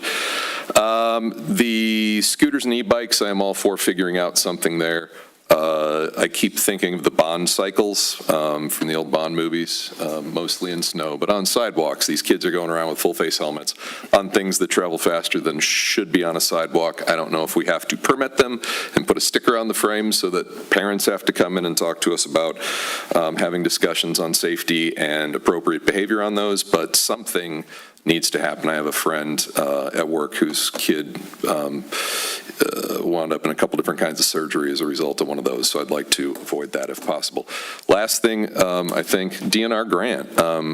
That is the grant that Mr. Rothy was talking about is the Michigan Department of Natural Resources has a trust fund that is a bunch of oil tax revenue that sits there and tries to accrue interest, and every year they figure out how much they can spend for acquisition grants. And the first acquisition grant we ever got was to help acquire Wenbrook, and the other one is for development grants. And part of the reason we did the Beverly 2050 visioning project is to say, what do we want that park to look like in 25 years, and then how do we get there? How do we break this into pieces? And as he said very artfully, they would like to see a bit more fully fleshed out plan. I'll bet, because the goal was in March, hey, can you get that in by the April 1st deadline so we don't miss an entire year's cycle of potentially funding? So we asked for a reasonable match for a reasonable village expense, and if we can every year be in that funding portal trying to put one idea or two ideas in and asking for a match on our millage dollars for the park, we have the potential to, double our money. And that seems like a good idea. So that would be to remove the wood chip path through the woods and replace it with a boardwalk, which would help to correct some of the drainage issues, some accessibility aid, put some power through there to help with the hoot. So all kinds of good would come from that, and it would help the life of the forest. I'm excited that they're excited. I hope we get good news in December or whenever they make those decisions. So that's it. I appreciate everybody coming, sharing your input, and thanks for coming. We're going to have to... a motion to enter closed session. Yeah, I was going to say we need a roll call vote to do so. Yes. Yeah. Mr. George, for all of you here, before I make this resolution, just want to say that we're going to come back into open session. I would suggest you not stick around and that you catch it on video or in the minutes. So be it resolved that the Council of the Village of Beverly Hills enter closed session under Section 81H of the Open Meetings Act of the State of Michigan to discuss attorney-client privilege legal opinion regarding union negotiations. Support. Support for Mr. O'Gorman. Ms. Brown, would you please call the roll? Mr. George? Yes. Ms. Cascometti? Yes. Mr. Mercer? Yes. Mr. O'Gorman? Yes. Mr. Aboud? Yes. Mr. Drummond? Yes. Motion passed. All right, thank you. 5-minute break, please. Yes.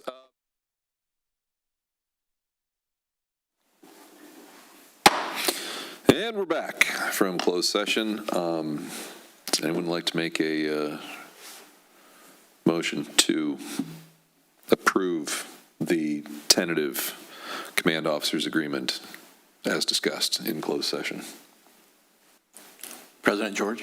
Yes. If I may, I be resolved that the Council of the Village of Beverly Hills approve the proposed tentative agreement with our command officers.